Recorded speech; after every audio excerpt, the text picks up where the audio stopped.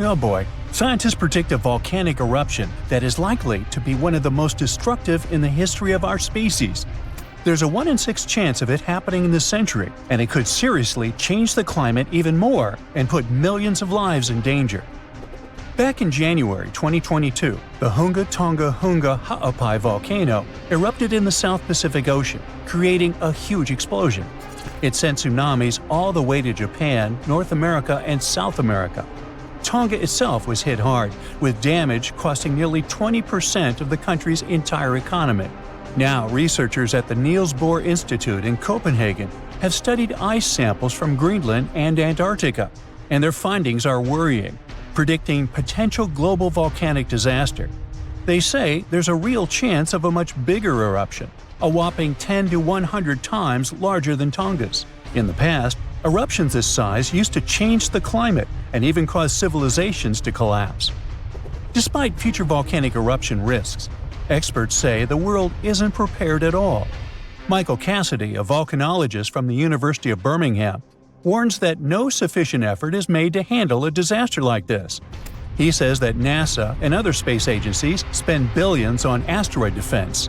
At the same time, a volcanic supereruption is way more likely than an asteroid impact. And right now, there's no global plan for dealing with a massive eruption, even though it's likely to be far more destructive. The last magnitude 7 eruption happened in 1815 at Mount Tambora in Indonesia. Then, thousands of people lost their lives in just a few days. The disaster also disrupted weather and caused food shortages worldwide, affecting millions. That eruption was the biggest in recorded history. It blasted a massive cloud of particles into the sky. Those particles blocked sunlight, cooled the planet, and caused worldwide chaos. The year after the eruption became known as the Year Without a Summer. Temperatures plummeted, crops failed, famine spread, and a cholera pandemic broke out, leading to tens of thousands of lost lives. A shocking fact, the eruption may have even inspired Mary Shelley to write Frankenstein while stuck indoors during the unusually cold summer of 1816 in Switzerland. Now, since then, many volcanoes have erupted, but none have matched Tambora's scale. Now, over 200 years later, scientists warn that there's a new supervolcano threat. Another massive eruption could be on the way, and the world might not be ready for it. So, while scientists seriously discuss the likelihood of the next volcanic eruption, experts are calling for urgent action to prepare before it's too late. So the thing is, a massive volcanic eruption today could be even more devastating than the Year Without a Summer. Unlike back then, we're already dealing with all kinds of weather changes and a more fragile global system, which could make the effects even worse. Dr. Michael Rampino, a geological scientist, warns that the world is more unstable now, and it means that a modern-day mega-eruption could have even more severe consequences. But this time, greenhouse gases from fossil fuels may make the aftermath of such an eruption even colder instead of warmer. So we're talking about volcanic activity endangering humanity. Dr. Thomas Aubrey, a volcanologist, found that in a hotter, more turbulent atmosphere, the sulfur dioxide gas released by a volcanic eruption would spread faster and farther than in the past. This gas forms sulfate aerosols, which reflect sunlight and cause global cooling. Because these tiny particles would be more evenly distributed, they'd have a stronger cooling effect than in 1815. Another atmospheric scientist at Cambridge explains that the size of these airborne particles matters. It affects how they absorb sunlight, and in a future warmer climate, an eruption could make the surface cooling stronger by 15%. At the same time, there are still many unknowns. Scientists from the University of Geneva say that we're only beginning to understand the full impacts of such an event. It's also difficult to precisely estimate future volcanic eruption risks, since we have very little data on older eruptions. So, to understand past volcanic activity, researchers analyze ice cores from Greenland and Antarctica, as well as ancient tree rings. Those act as historical records of weather changes. These measurements suggest that several eruptions in the past few thousand years temporarily cooled the planet by about 2 to 2.5 degrees Fahrenheit. One of the most catastrophic examples is the 1257 Somalis eruption in Indonesia, which was so powerful that it likely triggered the Little Ice Age. It was a period of global cooling that lasted for hundreds of years. More recently, the 1991 Mount Pinatubo eruption in the Philippines slightly cooled Earth for a few years. Because this eruption happened in the satellite era, scientists were able to measure exactly how much sulfur dioxide was released and how it affected the atmosphere. But even with modern tools like satellites and seismic instruments, scientists still have difficult times forecasting the next big volcanic eruption. Luckily, even though we can't predict the exact timing, we can study worst-case scenarios to help authorities prepare. This includes creating evacuation plans and stockpiling food in case of global crop failures caused by volcanic cooling. The changes in weather patterns might make volcanoes more active. Melting glaciers can reduce pressure on underground magma, which will increase the chances of an eruption. Plus, more extreme rainfall, which is becoming more and more common, can seep into volcanic cracks and cause powerful steam-driven explosions. It can affect both active and dormant volcanoes. Because of these risks, researchers are now mapping volcanoes that are the most vulnerable to climate change. Their studies show that the highest supervolcano threat comes from such areas as Iceland, Chile, and Indonesia. Those are places where glaciers are melting quickly or rainfall is increasing dramatically. A 2022 study found that 716 volcanoes worldwide, that's about 58% of all known active above-ground volcanoes, could be triggered by extreme rainfall, increasing the likelihood of another mini ice age. Now let's get back to that Hunga Tonga Hunga Ha'apai eruption that occurred on January 15, 2022. Scientists have confirmed that it created the highest plume ever recorded. The volcano, located underwater in the South Pacific, sent an ash cloud 187,000 feet high. That's higher than any previously recorded eruption. What makes this eruption even more remarkable is that it was the first to ever reach the mesosphere. It's the third layer of Earth's atmosphere. The mesosphere begins at about 160,000 feet above Earth, where meteors start burning up and creating shooting stars. To measure the plume's height, researchers from the University of Oxford and RAL Space used data from 3 geostationary weather satellites. Before this, the record for the highest volcanic plume was held by Mount Pinatubo's 1991 eruption in the Philippines, which reached 131,000 feet high. Interestingly, this kind of measurement was only possible thanks to modern satellite technology, and a decade ago, no one would have been able to do this. Another volcano we should mention in relation to a potential global volcanic disaster is located on Iceland's Reykjanes Peninsula. Its latest eruption happened in November of 2024, leading to evacuations in nearby areas. The eruption began just after 11 p.m. with little warning. The volcano released orange lava from a nearly 2-mile-long fissure. Authorities ordered evacuations for about 50 homes and guests staying at the Blue Lagoon Spa Resort, a popular tourist destination southwest of Reykjavik. While air travel was not affected, officials still warned of potentially dangerous gas emissions spreading across parts of the peninsula, including the nearby town of Grindavik. Grindavik, home to 3,800 residents, has repeatedly witnessed volcanic activity, and past eruptions even damaged its infrastructure and forced evacuations. For example, in August 2024, a 2.5-mile-long crack opened at the Sunthunkangigar crater near Grindavik. It led authorities declaring a state of emergency as lava flowed in multiple directions. Fortunately, Iceland's meteorological office reported that the latest eruption was significantly smaller than the one in August. Geophysics experts conducted aerial surveys and figured out that the situation appeared less intense than the previous eruptions. These days, Grindavik is not at risk, but the possibility of further developments cannot be ruled out. Scientists predict more volcanic eruptions. This is not some hypothetical situation or fairy tale. The Vesuvius supervolcano that erased the city of Pompeii may wake up again and destroy many other towns built near the mountain. And to understand what consequences humanity would face if it wakens this time, It's smart to note what the eruption did 2,000 years ago with the ancient city.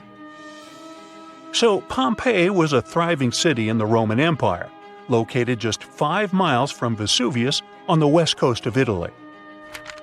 It was a resort where the noblest and richest people rested. They walked along cozy streets, lived in beautiful villas, and had fun beside fountains.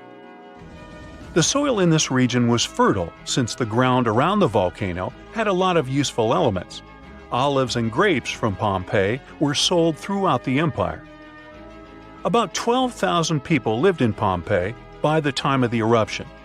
It seems not so much compared to modern standards, but it was considered a big city in those days. The catastrophe began unexpectedly in 79 CE. At first, everyone felt the ground tremble. Birds flew away from the volcano as far as possible. There was tension in the air because of the impending catastrophe. The volcano started to release thick smoke, soot, and ash. There was so much of it that soon it obscured the sky over the city with a heavy gray cloud. Vesuvius spat out gases, rocks, and dirt. Hot ash polluted the air and made it difficult for people to breathe. Locals couldn't see inside this gray haze. And then it started raining heavily. The water mixed with ash and soot and fell on Pompeii. Roofs of houses broke under the heavy weight of mud. Streets, fountains, alleys, and squares were hidden under millions of tons of soot. The next day, the destruction continued with renewed force. There was an explosion of hot gas and crushed rock at the top of the mountain. A devastating blast wave at a speed of 100 miles per hour dispersed in all directions and vaporized all the trees in its path. When the wave reached Pompeii, it turned the city into ruins. On the second day, the eruption stopped. By this time, the great town had been lying under a thick blanket of ash. By the way, this type of eruption is called an explosive one. But when lava flows out of a volcano and causes a fire, this is a quiet eruption. The last time Vesuvius erupted was in 1944, but even today, it's still one of the most dangerous volcanoes in the world. But nobody's afraid of it. 3 million people live around the mountain, about 20 miles from the crater. If the volcano wakes up, it could be one of the most enormous cataclysms in the modern world. Pompeii was destroyed almost 2,000 years ago. Since then, science and technology have advanced a lot. We're planning to colonize Mars someday. We've created a metaverse, but so far, we're still powerless before the forces of nature. An erupting supervolcano can destroy nature around it and cause technogenic catastrophes in big cities. The phone lines would be overloaded and people wouldn't be able to call their loved ones or the rescue services. There would be big traffic jams on the roads. Panic would spread throughout the streets. Fires would start because of falling hot soot. All flights would be canceled, and locals would have to hide in airports, supermarkets, and the subway. A large gray cloud would obscure the sun and make the air hot. The only thing that can help us in such a situation is a preliminary warning about the upcoming eruption and good preparation. So if the disaster starts while walking on the streets, you should take shelter in a car or building. It's better to buy a dust mask in advance that allows you to breathe freely. If there's no mask, cover your nose and mouth with any cloth. If you stay at home, close all doors and windows so volcanic ash can't get into your apartment or home. These incandescent particles can easily set fire to a carpet or curtains. Put wet towels under the door sills. If you need to go outside for some reason, wear a suit covering your body completely. Don't forget about the protection for your eyes. Put on special glasses that have a dust-proof function, and remember about the mask. If you have a house, you need to disconnect the downpipes from the gutters to avoid clogging the drains. If your house has a rainwater collection system, you need to disconnect the pipes from the tank. Rain with ashes is a hot, dense mess that can easily break the water supply system. Fill the tub and sink to have water for washing and cleaning in case the central water supply is turned off. Set the lowest temperature on the fridge and freezer. Your food will be stored much longer if electricity is shut down in the city. Go to a room without windows above ground level and wait for a message from authorities on the radio or TV. Keep the receiver close to you so you don't miss anything important. The device must have a full charge, a strong body, and a powerful antenna. Here's an excellent option for survival in the ash apocalypse. The eruption is intensifying, and you hear on the radio about the evacuation. At this point, you need to calm down and follow the instructions from rescuers. Collect a bag at home with food, water, and medical supplies. Your emergency kit should include flares, maps, a first aid kit, sleeping bags, flashlights, a fire extinguisher, a portable phone charger, car tools, and a few charged batteries. You should always have a filled gasoline canister if you live near an active volcano. Going to the gas station is not a good idea during the evacuation. You can get into a long traffic jam and spend too much time in it. If you don't have a car, ask your friends for help or pay someone for a ride. It's possible the city administration would organize buses for evacuation. You would find out about it through the radio. In any case, before leaving the house, don't forget to turn off the gas and electrical devices and shut off the valve with the water supply to prevent your home from a gas leak or flooding. So, you're driving a car. The authorities must announce the plans for evacuation. Don't go off the route because some roads can be blocked. Perhaps they will say the eruption is over and you can return home. Maybe the eruption will be so strong that it will destroy the city. Anyway, if you're prepared, you'll have fewer things to worry about. Modern seismic sensors monitor the fluctuations of tectonic plates and the volcano's activity, so the eruption won't be a surprise. Pompeii is far from the only city destroyed by the eruption. In 1785, a similar disaster occurred in the Japanese town of Aogoshima. It was located right in the crater of an active volcano, and one day it woke up. It was sunny weather, and no one suspected a disaster was coming. At some point, the birds rose in the air and flew away. Then the ground began to shake. A heavy low sound came from the depths of the island, and thick streams of smoke and ash erupted from the volcano.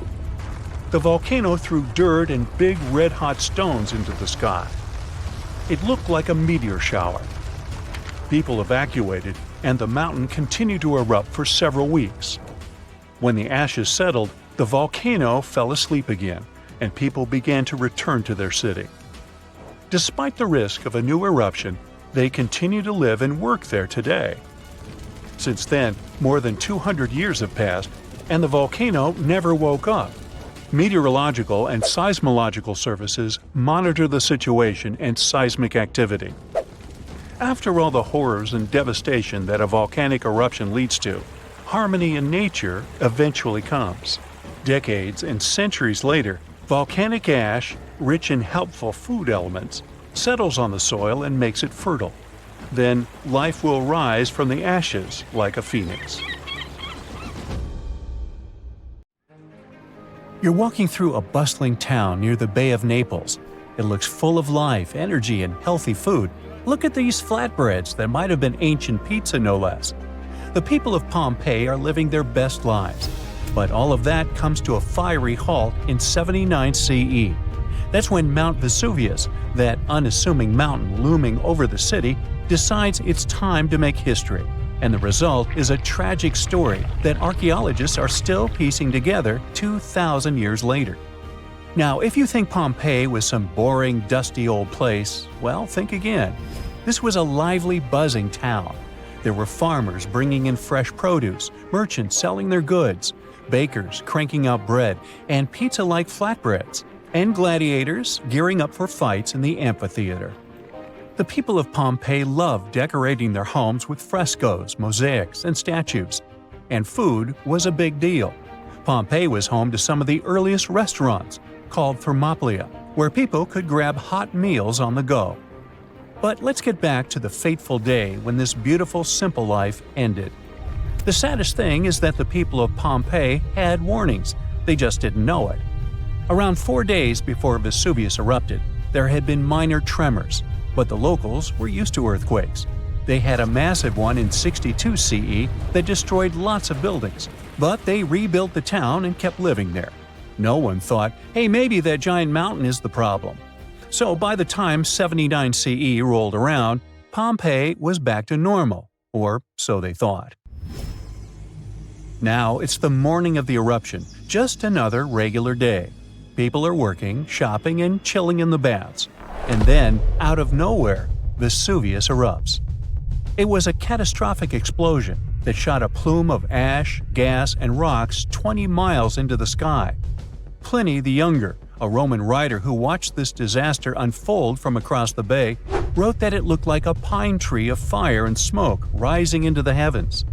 Suddenly, it began raining with ash. First it was a drizzle, then it started coming in buckets. Gray, heavy rain that didn't let you breathe. Then hail began falling from the sky. But it wasn't hail. Those were pumice stones, light chunks of volcanic rock. They were smashing roofs and windows and piling up in the streets. That's when people started panicking. Some of them decided to escape, so they ran from the town. Others thought the walls of their homes would protect them. Well, they didn't.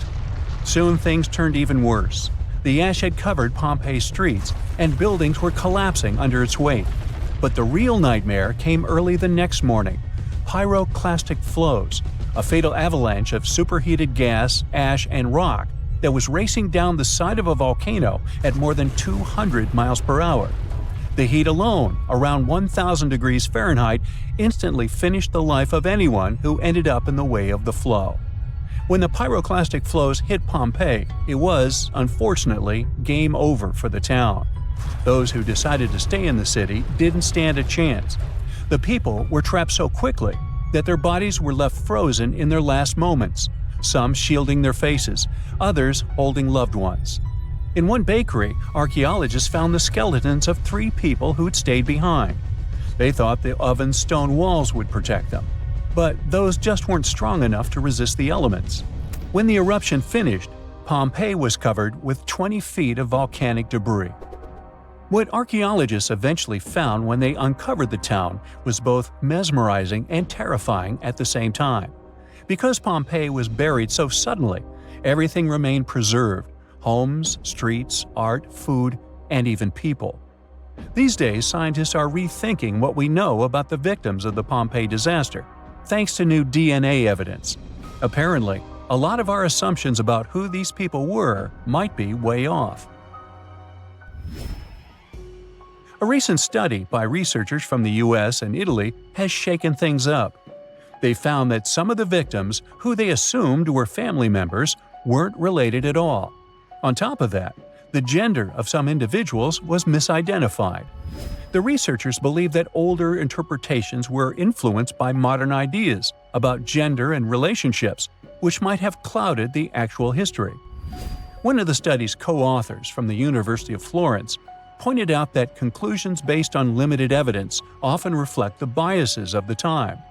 Back then, researchers had to rely on the physical appearance of casts to make their guesses. Now, with DNA evidence, the story looks very different. Let's look at the case of the so-called family found in the House of the Golden Bracelet, which was discovered in 1974 on a Pompeii hillside. This group of 4 victims was named after an elaborate piece of jewelry was found on one of them. Based on the cast, one of the figures, who was holding a child, was assumed to be a mother. But the DNA results revealed this person was, in fact, a man.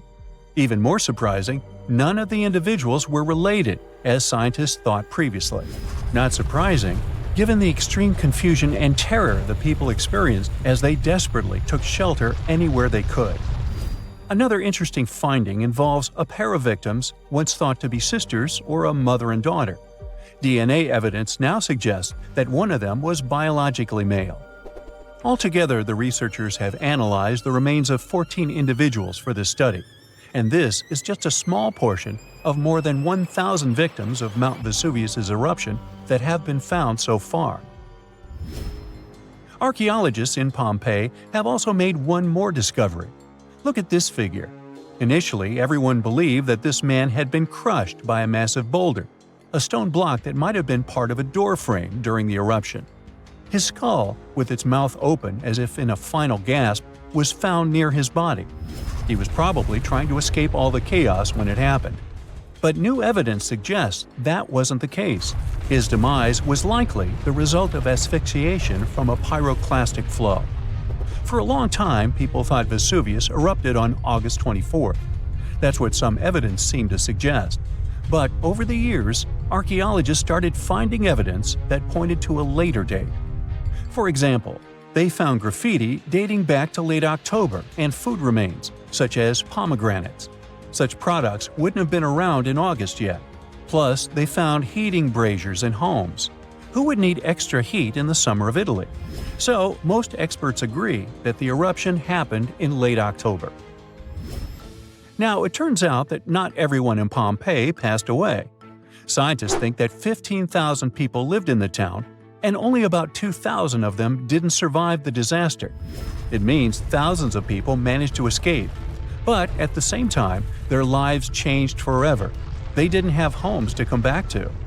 Imagine fleeing your home with nothing but the clothes on your back, leaving behind everything you've ever known.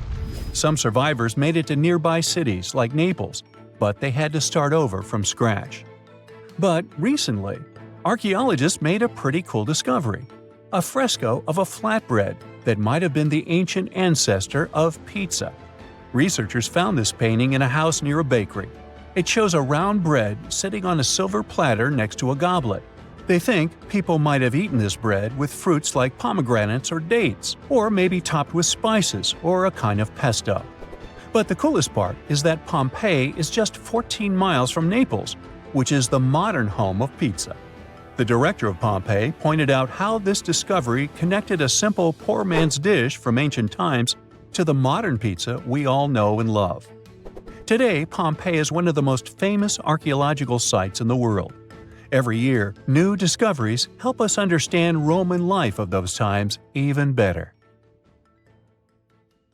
The last time this volcano erupted was about 500 years ago, but recently, small tremors have grown really frequent, to such an extent that scientists have been recording more than 1,000 a month. I'm talking about the Campi Flegrei supervolcano in Italy. At one point, just a few weeks ago, the area was rattled by a 4.4 magnitude earthquake with 150 tremors in just one night. It was the strongest earthquake in over 40 years. A lot of locals spent the night in their cars, but in the morning, the shakes were followed by another earthquake, a bit weaker with a magnitude of 3.6. So, is Italy in danger? Well, the quake itself wasn't big enough to cause serious damage, but it evoked a lot of panic. At the moment, local authorities are working on grandiose emergency plans. If worse comes to worse, they'll have to evacuate hundreds of thousands of people. One of the reasons is the proximity of this area to Naples with more than 3 million inhabitants. At the moment, they're even considering an option of paying people to leave their homes.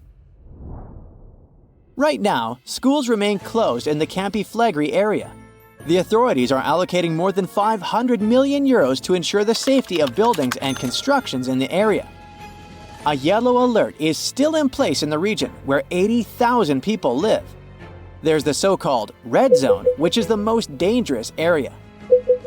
There are 1,250 houses in this red zone, and all of them will be at high seismic risk if an eruption begins. Plus, more than twice as many will be at medium risk. Italy is a country prone to seismic activity, and Pozzuoli is a densely populated area that is located on one of the most dangerous supervolcanoes in Europe. Campi Flegrei has 24 hidden underground craters and dwarfs the better-known Vesuvius. Yes, the very volcano that wiped the ancient Roman city of Pompeii off the face of the earth in 79 CE. This city thrived near the base of Mount Vesuvius at the Bay of Naples. In the time of the early Roman Empire, 20,000 people lived in Pompeii. They were merchants, manufacturers, farmers, and others. The soil in the region was rich and fertile, so there were lots of orchards and vineyards. Strangely, no one knew that this black earth was the legacy of an earlier eruption of Mount Vesuvius. The area was a favorite summer destination for rich Romans. Sadly, at noon on August 24, 79 CE, all this prosperity came to an end. The peak of Mount Vesuvius exploded, sending a 10-mile-high mushroom cloud of ash and pumice into the stratosphere. For the next 12 hours, the eruption was wreaking havoc on the city. Volcanic ash and a hail of pumice stones, some of which were 3 inches in diameter, showered Pompeii. It forced the city's occupants to flee in terror. Around 2,000 people holed up in stone structures and cellars, paralyzed by fear. They hoped to wait out the eruption. Who knows? Maybe if they had decided to leave the city immediately after the beginning of the eruption, they would have had some chances to survive. A westerly wind protected the city from the first stages of the eruption. But soon, a giant cloud of hot ash and gas rushed down the western slope of Vesuvius. It engulfed the city, burning everything in its way. This disastrous cloud was followed by a flood of volcanic mud and rock, which completely buried the city. As if the volcano was making sure no one would survive, a cloud of toxic gas poured onto the city, finishing the lives of a few survivors on August 25th. A flow of rock and ash followed. It collapsed roofs and walls and turned the city into a giant cemetery.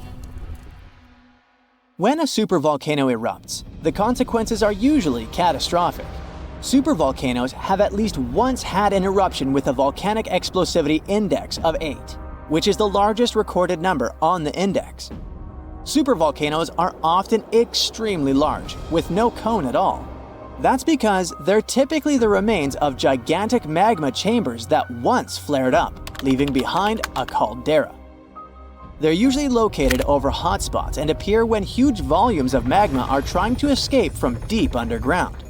Eventually, they burst through Earth's surface. Sometimes, all this magma gets stuck, unable to break through the planet's crust.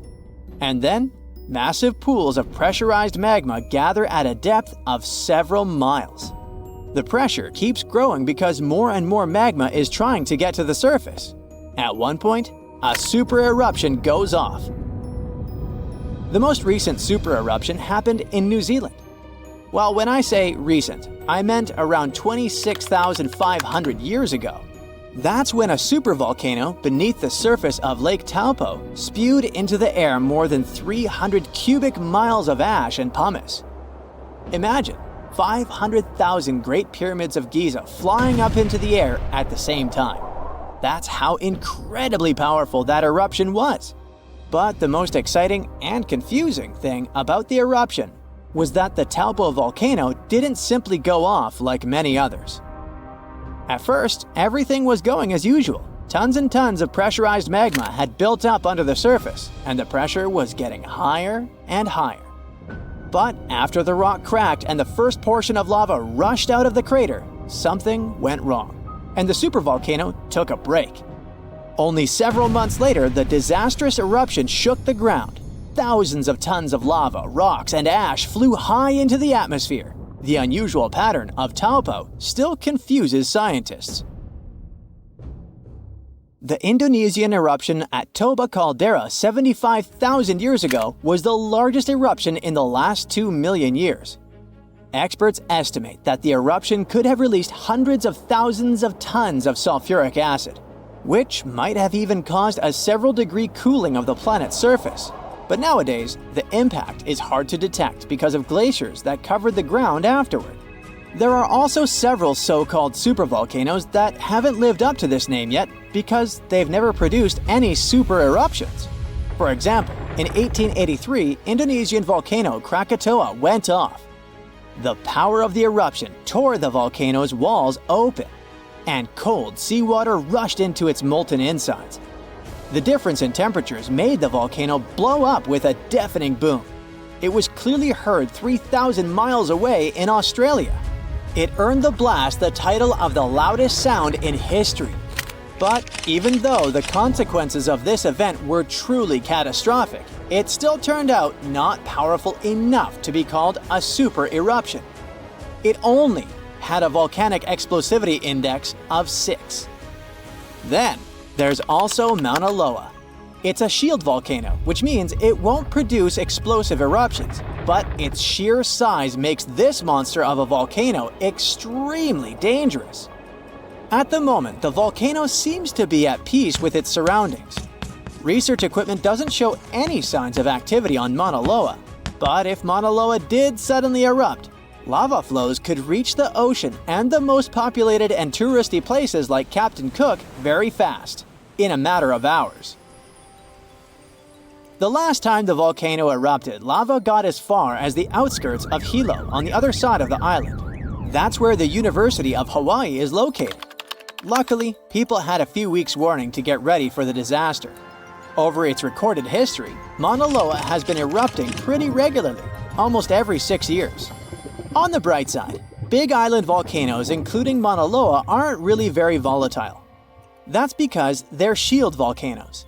These volcanoes got such a name because they aren't really very high and resemble a warrior's shield placed flat on the ground. Shield volcanoes are formed by very fluid lava.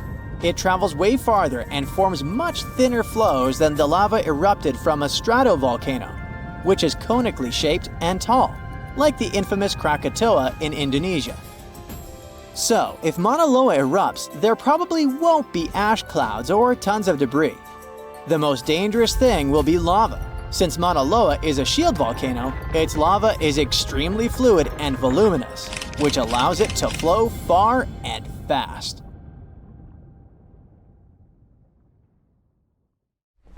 In 79 CE, the Vesuvius volcano erupted and burned down 2 beautiful cities of the Roman Empire, Pompeii and Herculaneum.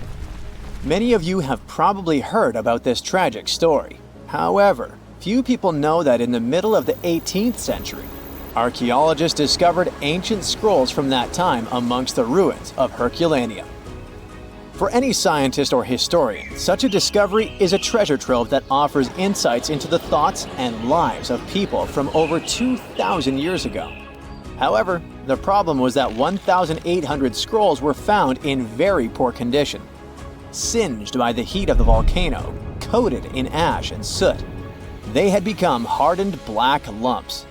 Brittle as coal, any careless movement could destroy them.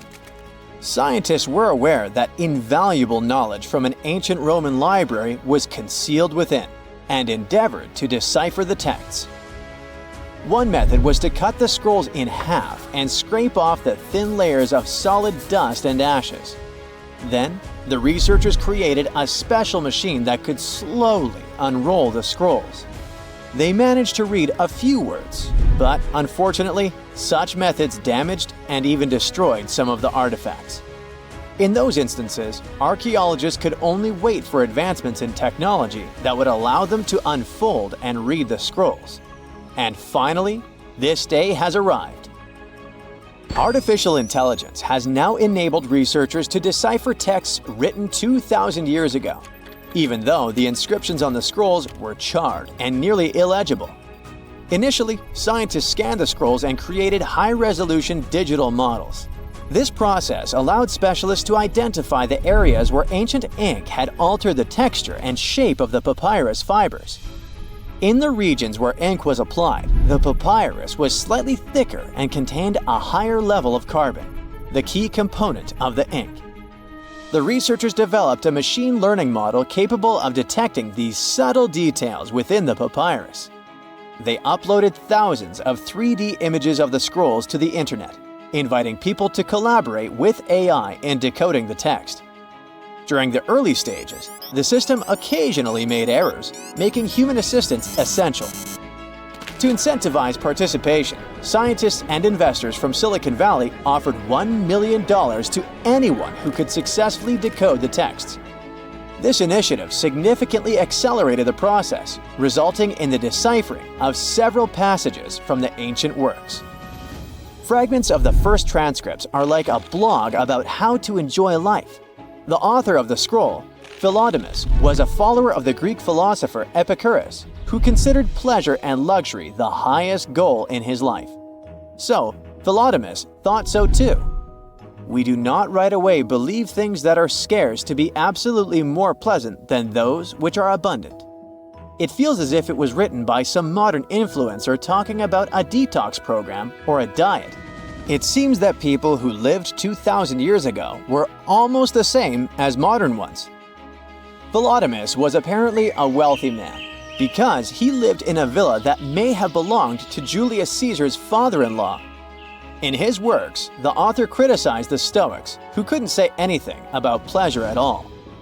Philodemus was such an ardent fan of Epicureanism that one of the scientists compared him to a guy who collected albums from only one band and nothing else. Several hundred Herculaneum scrolls remain unread.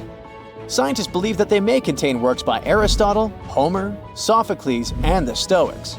Fortunately, with modern AI technologies, the decryption process will go on much faster. But how did historians and linguists decipher ancient texts in the past centuries? It was actually a very difficult mental job. Let's say you found an ancient slab in the 19th century, somewhere in Greece. To understand what was written there, you'd have to compare it to several other deciphered plates with similar writings of that era or similar languages. Letter by letter, symbol by symbol, you'd be deciphering ancient writings for several months or even years to figure out, say, the recipe for ancient mashed potatoes. Fortunately, with the development of computer technology, those days are long gone. Now, all ancient scrolls can be scanned and uploaded to a database on a computer. You may not even have to decipher the text for a long time if the computer finds a match of characters in other ancient manuscripts. But even if you have a perfectly preserved piece of papyrus or an ancient book where all letters are visible, this doesn't mean that you and AI will be able to decipher it. One of the most famous encrypted texts is the Voynich manuscript. This work, which consists of 240 colorful pages, was acquired by Polish bookseller in 1912. He found that book intriguing because of astrological symbols, unknown plants, and unusual human figures drawn on its pages. And all this was accompanied by handwritten texts. The author had beautiful, clear handwriting, but the language of the book is still unknown. Someone wrote this art book around the beginning of the 15th century and divided it into 6 sections devoted to botany, astronomy, biology, cooking, medicine, and cosmology.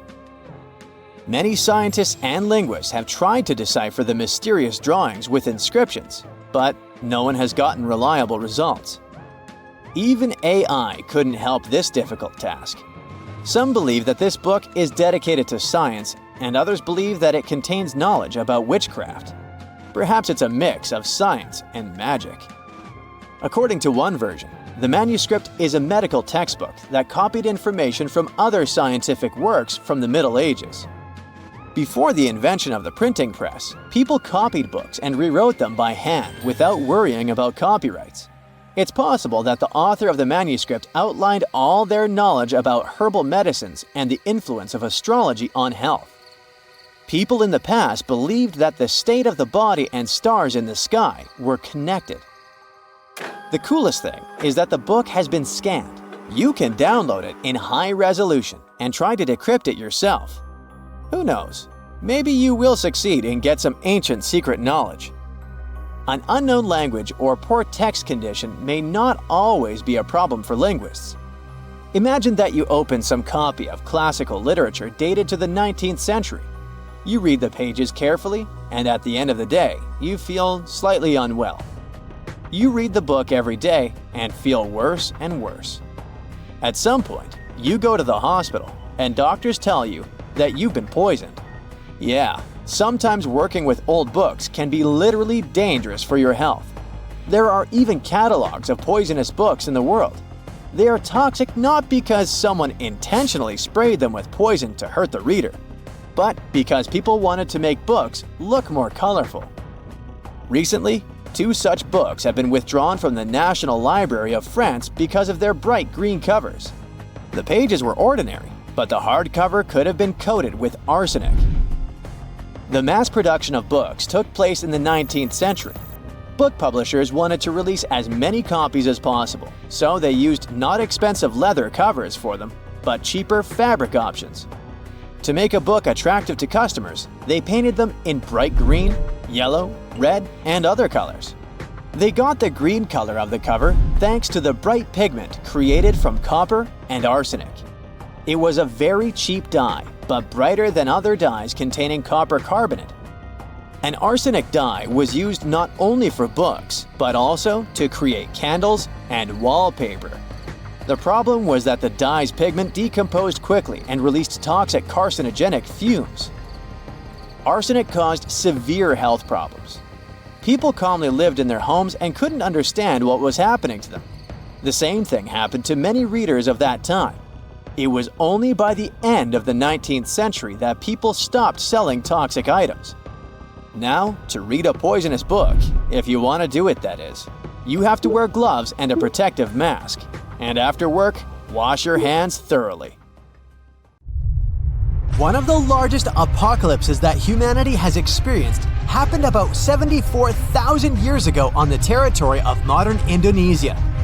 It was an eruption of a supervolcano on Mount Toba. It was also the biggest eruption on Earth over the last 2 million years. Even the tragedy of Pompeii, when the volcano Vesuvius destroyed the entire city, was not so large-scale. At the time of the Toba eruption, humanity was as close to extinction as ever.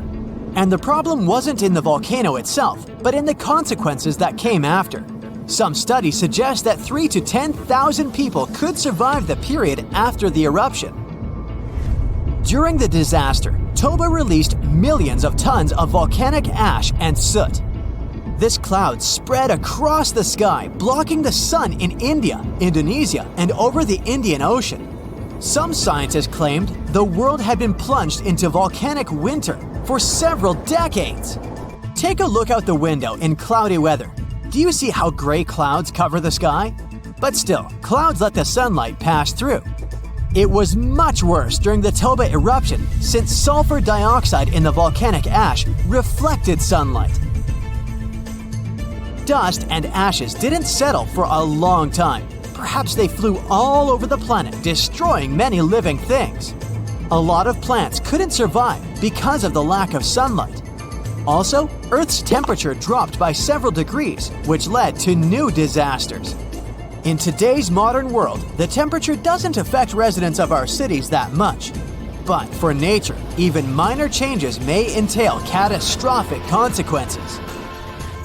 For example, plants and insects can live at the same temperature for thousands of years, but a sharp cold snap destroys them. This leads to the fact that almost all animals don't get enough food to feed their offspring. The population of all creatures in the wild is dropping. The ancient people of that time survived by hunting herbivores and gathering berries, fruits, and mushrooms. But the eruption destroyed almost all of them. Also, a lack of light caused a lack of vitamin D.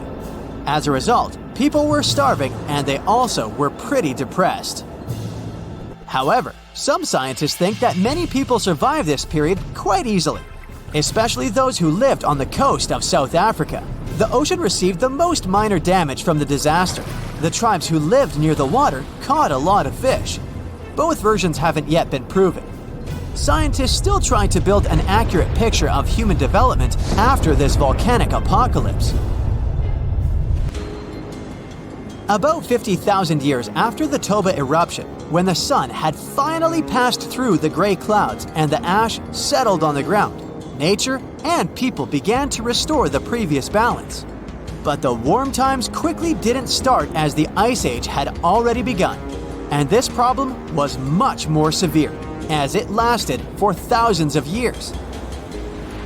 Decreased solar activity and planet orbit changes led to strong temperature drops. Eternal cold covered almost the entire globe, forcing all living beings to migrate and struggle for survival. Such powerful animals as mammoths and saber-toothed tigers couldn't survive the Ice Age. But Homo sapiens were able to adapt to their new weather conditions. People hid in caves, made fires, and improved their hunting skills. Therefore, in a sense, the Ice Age made humanity stronger. In the modern world, such weather can cause significant problems for the global economy and create financial crises worldwide.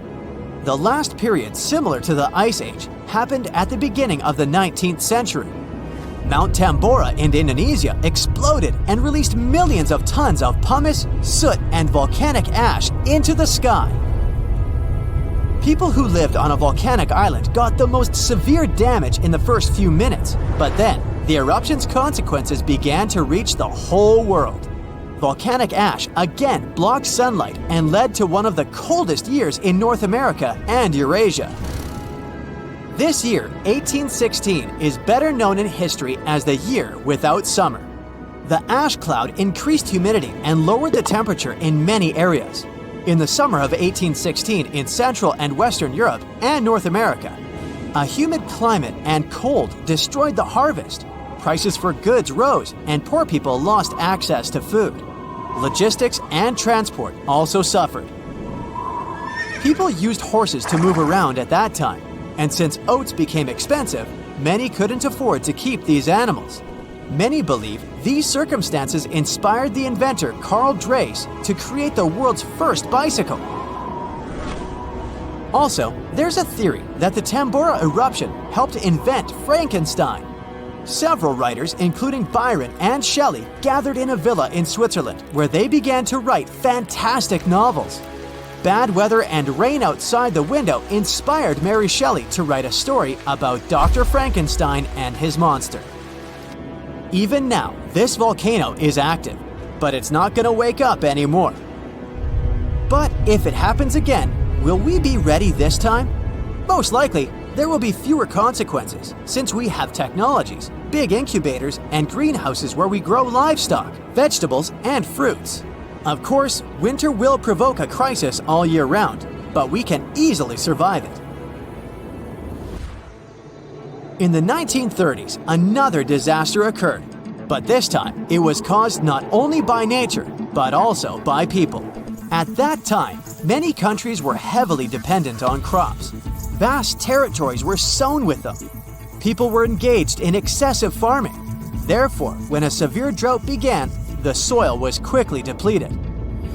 The ground ran out of nutrients necessary for the growth of wheat and corn. This led to the fact that the top layer of soil was turned into tiny dust. Then, west-easterly winds hit such states as Colorado, Nebraska, Texas, and Oklahoma. They rose the dust into the air and formed thick clouds. This period is considered the most challenging time of the Great Depression. It's the Dust Bowl. It lasted 8 years and forced many people to leave their homes and move to other states. Dust storms got so strong that they blocked the sun in Washington, D.C. Whole cities were covered with rain from sand, which caused problems with breathing. Even the captains of ships sailing in the Atlantic Ocean reported polluted air. Powerful earthquakes, supervolcano eruptions, floods, fires, and hurricanes swept whole species of animals off the planet. But a human has always survived in the most challenging conditions, so don't worry about the next global catastrophe. People will handle it. We hope so. But what if some global catastrophe happens? For example, a huge meteorite falls or the atmosphere gets poisoned. In this case, it'd be best to find a remote island or fly to the moon. The main thing is to have the opportunity to return. After all, sooner or later, the apocalypse ends and Earth will be as good as new. Probably. Another option is to live in an underground bunker with large reserves of food and oxygen. About 8 billion people are living in the world. For humanity to prosper again after the apocalypse and restore its population, 1 to 500 people will be enough. There have been cases in world history when small tribes numbering a few hundred people have lived for centuries and even millennia. However, to do this, you'd have to leave megacities. Big towns only import food. They're heavily dependent on farm fields and crops. During some global catastrophe, no one would give food to the cities. Hunger would lead to complete chaos. To live well, people would need to escape from their towns and repeat the practice of those who lived in the early Neolithic period. It was about 12,000 years ago, just after the end of the last ice age. People at that time lived separately in small villages. The population of each of them was from a couple of hundred to 1,000 people. They lived independently, provided food, and made big families. In fact, it's not such a bad option after the apocalypse to grow vegetables on a small farm, eat healthy food, and enjoy nature. The story of Pompeii is complete chaos as is, but to add a little fuel to this fire, we dug up some groundbreaking facts, and I mean that quite literally. Hear me out. What if it wasn't the scorching sea of lava that destroyed the city of Pompeii, but rather an earthquake that happened during the volcano's eruption? Rewind to over 2,000 years ago. The year is 79 BCE. It was around 1 o'clock in the afternoon when Mount Vesuvius decided to erupt. Pompeians were going on with their normal daily routines when lava started taking over. The flow of lava was so quick that most people didn't have anywhere to run. The disaster took the lives of around 2,000 people. The lava covered most of the city, which then turned everything to ashes. Pompeii was only discovered during the 16th century of our Common Era, when an architect commended a dig to divert a river. It's a very well-studied site nowadays, but something unusual recently caught the researchers' attention. Scientists were excavating a site called the House of Painters at work. They were examining a couple of skeletons when they saw something weird. The skeletons probably belonged to two men around the age of 50. The analysis showed these men had survived the first surge of lava in the city, but they didn't make it out due to this second unexpected part, the earthquake. The men probably took shelter at the House of Painters at work, but the walls crumbled down when the earthquake hit. The men were found in a protective posture, like they were trying to shield themselves from something that was going to fall above their heads. Plus, these skeletons were not found under the layer of volcanic ash, but on top of it, proving that they really did survive Vesuvius's sea of lava. It turns out this is not as rare as it seems. A volcanologist explained that the seismic activity during the eruption really made things worse in Pompeii. He said that this seismic chaos probably influenced the desperate choices of a lot of Pompeians in their final moments. This is not the first time the world heard of a possible earthquake in Pompeii. A guy named Pliny the Younger, who escaped the disaster and witnessed the whole thing, beat these scientists to it in his famous letters. Pliny the Younger was a lawyer and an important person back in ancient Rome. He was an eyewitness to the whole Pompeii disaster, and he wrote in one of his letters that the eruption was followed by a trembling of the earth. Researchers do agree that something never added up. Pompeii is known to have really well-preserved skeletons since the ashes kind of played an important role in preserving them. But the buildings were in horrible shape, making it hard to reconstruct the entire city as it once was. Pompeii was indeed one of a kind. It was one of the most vibrant and lively cities of the ancient Roman Empire. The city was huge. It could have been home to as many as 30,000 people in its heyday. The House of Faun, for example, was a clear example of how rich Romans lived their lives in Pompeii. It was a huge house that even had 2 gardens inside, taking up the entire block. They looked like they were made of white marble, but it was actually painted stucco. It was clear to researchers that only aristocrats lived there. Then there was this famous forum. This is where most of the administrative part of the city life happened.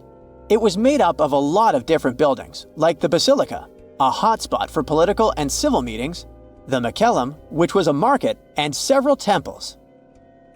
If we were visiting this back in the day, we'd see a bunch of men dressed in tunics. A few select ones would wear togas, those heavy white pieces of draped cloth that look like bed linen wrapped over the body.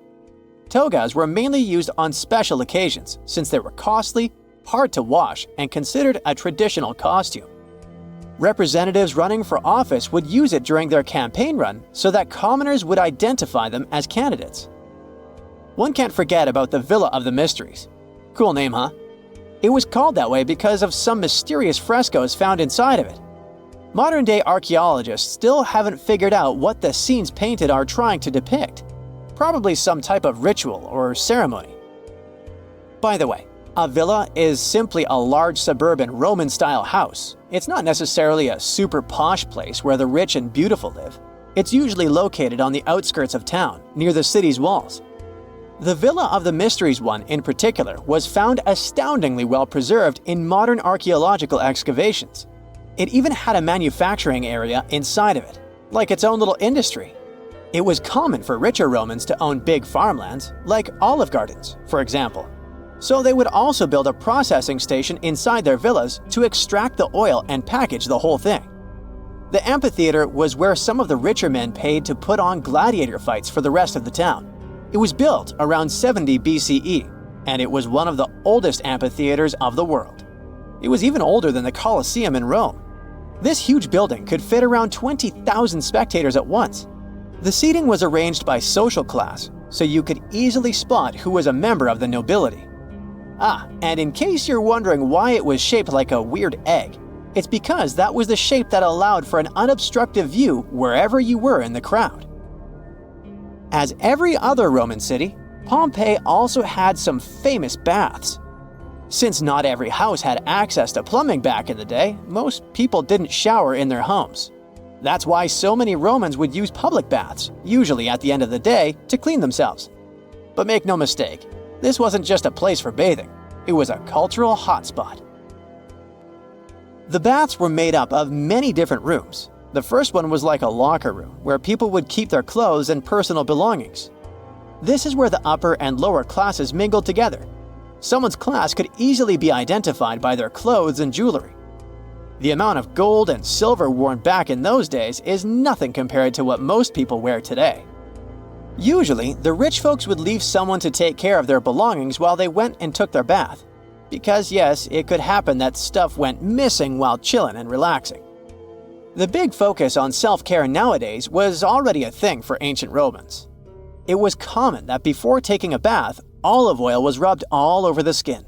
They would scrape off the dirty skin with a strigil. That may sound weird, but also extremely pleasing. The baths had rooms for massages. Some of them had reading rooms, and even courtyards for some healthy exercise. Oh, there was even a natatio, or swimming pool if you're not fluent in Latin. After all, it was the Romans that said, "A healthy body is a healthy mind." The bakeries! Bread was one of the main components of Pompeian diet, so much so that there were around 30 bakeries in the city. Bread was freshly made from scratch every day. In a special area of the shop, the corn or wheat was ground, and mules would circle around to keep the mills going. The funny thing about Pompeians is that they like to cover the exterior walls of buildings with paintings, much like graffiti nowadays. Their paintings, usually frescoes, used to depict what daily life was like in the city. Ancient Romans were very outdoorsy people, so coloring their walls seemed like a good option for them. A lot of houses had frescoes inside of them too, to make up for the lack of windows. The paintings gave the house owners the illusion of more space if the painting was of, let's say, a garden, for example. Frankenstein, unreasonably cold weather, and tons of lava. What do these things have in common? They all trace their origins back to Mount Tambora. This volcano in Indonesia had such a massive impact that the aftermath could be felt in Switzerland even a year later. And these spots are thousands of miles apart. Soon, we might be facing something similar again. Stick around, because I'm about to reveal the exact spot where the next eruption is expected to happen in 2025. Back in 1815, Mount Tambora erupted with unprecedented force, sending a colossal cloud of fine particles into the atmosphere. This cloud reflected sunlight, leading to global cooling and even the year without a summer in 1816. Temperatures plummeted, crops failed, and families worldwide faced food shortages, compounded by various health issues. Fun fact: Frankenstein appeared because of abnormally cold weather in the summer of 1816. The author got stuck indoors in Switzerland and wrote this story to pass the time. But that is the only positive aftermath. In England and Ireland, people struggled to find food. The crops were too bad that year, and this year without summer cost them lives, all because of the eruption in Indonesia. While many other volcanoes have erupted since then, none have had consequences as dramatic as Tambora. However, climate professor Marcus Stoffel from the University of Geneva believes potential serious eruptions aren't just a matter of luck, it's only a matter of time. So it's up to us.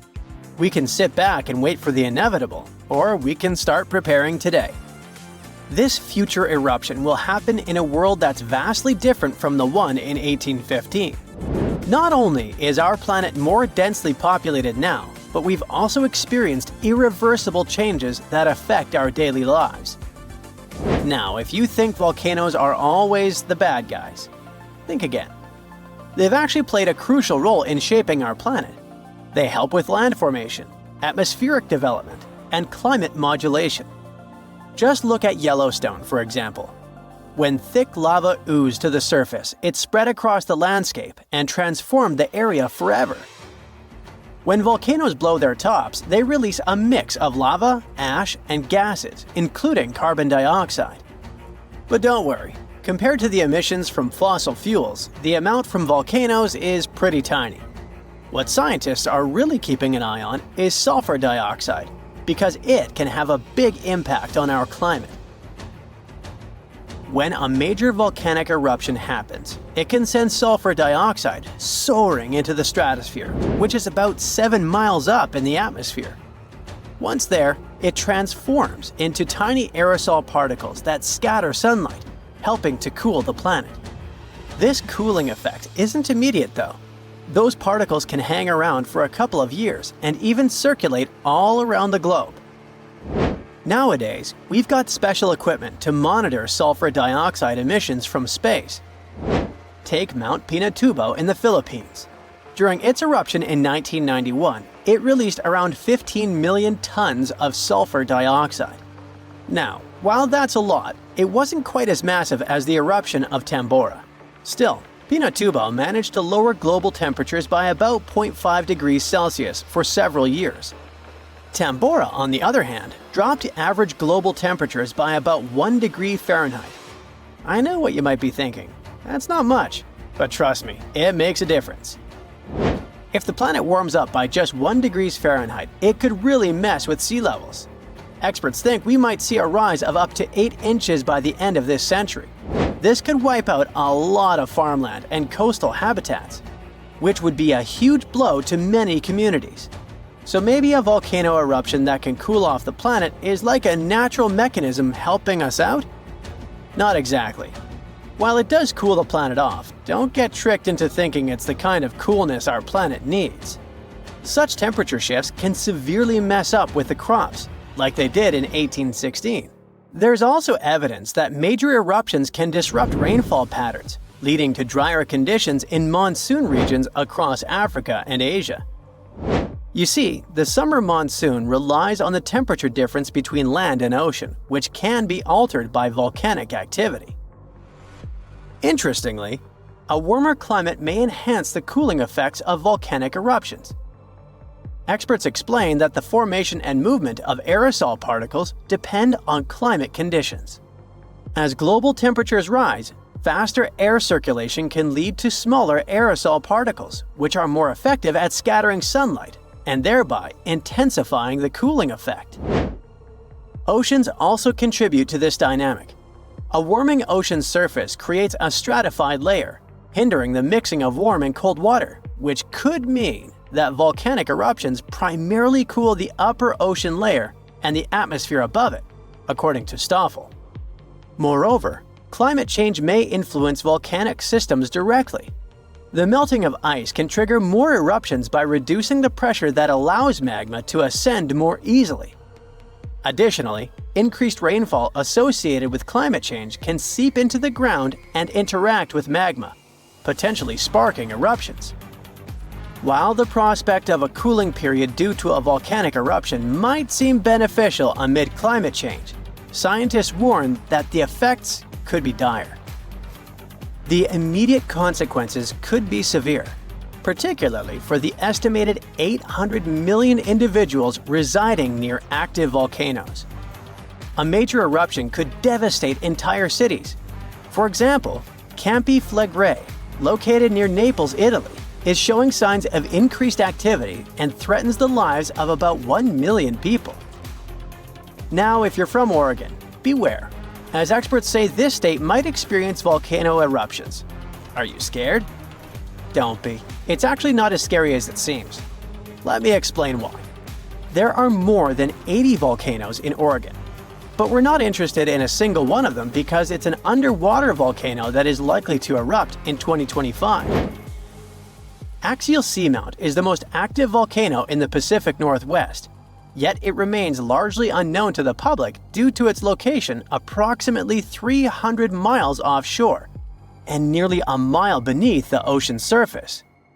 While its upcoming eruption is expected to pose no threat of a tsunami or significant land-based earthquakes because of its depth and distance from the Cascadia Fault, the data gathered from studying its eruptions can enhance our monitoring of potentially more hazardous volcanoes. Let's call it a friendly eruption, shall we? In reality, predicting eruptions is a complex endeavor. We often encounter alarming headlines, such as, "Yellowstone is about to erupt." Should we take these claims seriously? Not really. Yes, Yellowstone sits atop an active supervolcano that has experienced 3 major explosive eruptions in the past 2.1 million years. The last eruption occurred approximately 70,000 years ago, with the most significant explosion taking place around 631,000 years ago, forming the massive Yellowstone caldera. Naturally, many people are curious about whether Yellowstone will erupt again and when that might happen. Fortunately, scientists are employing new techniques to delve into these questions. A recent study suggests that Yellowstone is unlikely to experience another major eruption anytime soon. The reason is that the magma beneath the park is divided into a network of separate chambers. While there is a substantial amount of magma present, it's not sufficiently interconnected to support an eruption. Previous studies proposed that the existence of a massive layer of magma beneath Yellowstone, but these latest findings change that notion. To gain a clearer understanding of the subterranean dynamics, researchers utilized a technique called magnetotellurics, which employs Earth's natural electromagnetic fields rather than seismic waves. Since magma is a good conductor of electricity, this method is particularly effective for mapping molten rock and comprehending underground activity in volcanically active regions. By using magnetotellurics, scientists created a detailed map of the magma under Yellowstone, enabling them to make more informed predictions about future eruptions. But what will happen if an eruption similar to Mount Tambora occurs? By and large, there will be huge climate chaos. Yeah, the best scientists are looking for the solution should it really happen, but they don't have it yet. So technically, we're not ready for the second Mount Tambora. But for now, we're pretty much safe. No major eruptions are predicted. Whew! Well, pack your bags and hurry down to Antarctica, because gold is literally raining from the sky there. $6,000 per day. Well, not exactly from the sky. More like from the eruptions of this massive fiery volcano. The towering beast of a mountain is called Erebus. It looms over the icy, lifeless expanse of Antarctica on Ross Island.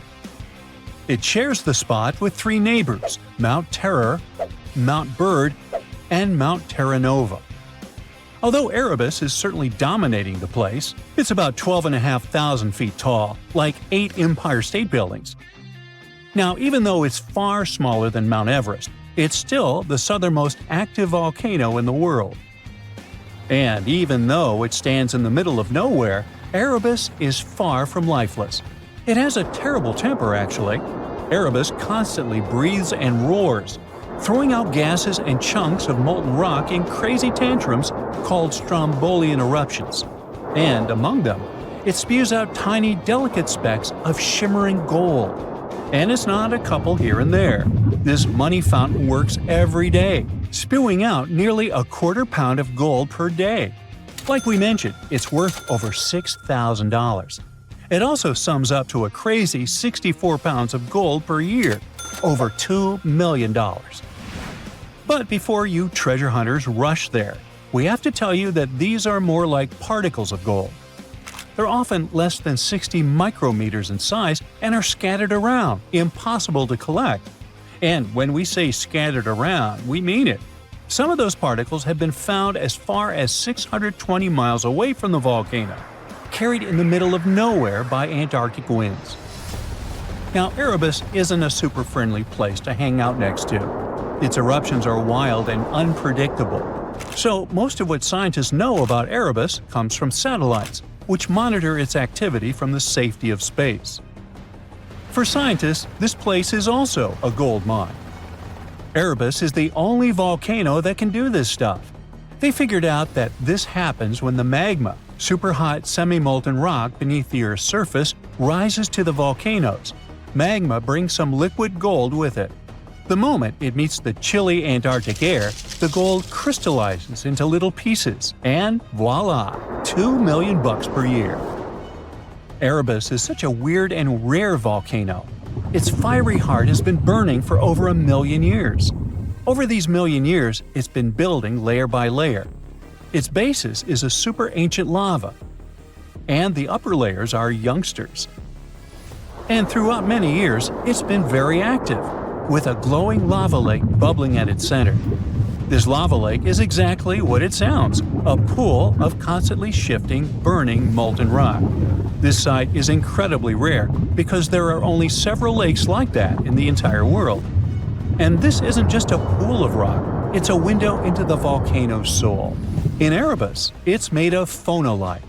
Now, phonolite is a very cool rock. Its name comes from the Greek words for sound and stone. Because, guess what? It's a rock that produces a ringing sound when you strike it. There are only a couple of volcanoes that give it to us.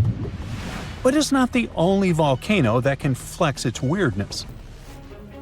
Oldoyenyo Lengai, a volcano from the East African Rift in northern Tanzania, is even more mysterious. It spews what's called nitrocarbonatite lava. Most volcanoes erupt glowing red-hot rivers of molten rock. But this one erupts dark lava. It flows super fast, like water, creating these thin, fast-moving rivers. So all this makes it look almost like black mud or oil. What's even wilder is that as soon as it hits the air, it starts reacting super fast and turns white within hours. It's like magic, with black lava turning into something that looks like white dust or snow. Not even mentioning that it even glows faintly at night. And it's not that hot either. Well, it's still pretty hot, from about 900 to 1,000 degrees Fahrenheit. But usually, lava temperature can vary from 1,300 to 2,200 degrees Fahrenheit. So it's cold by volcanic standards.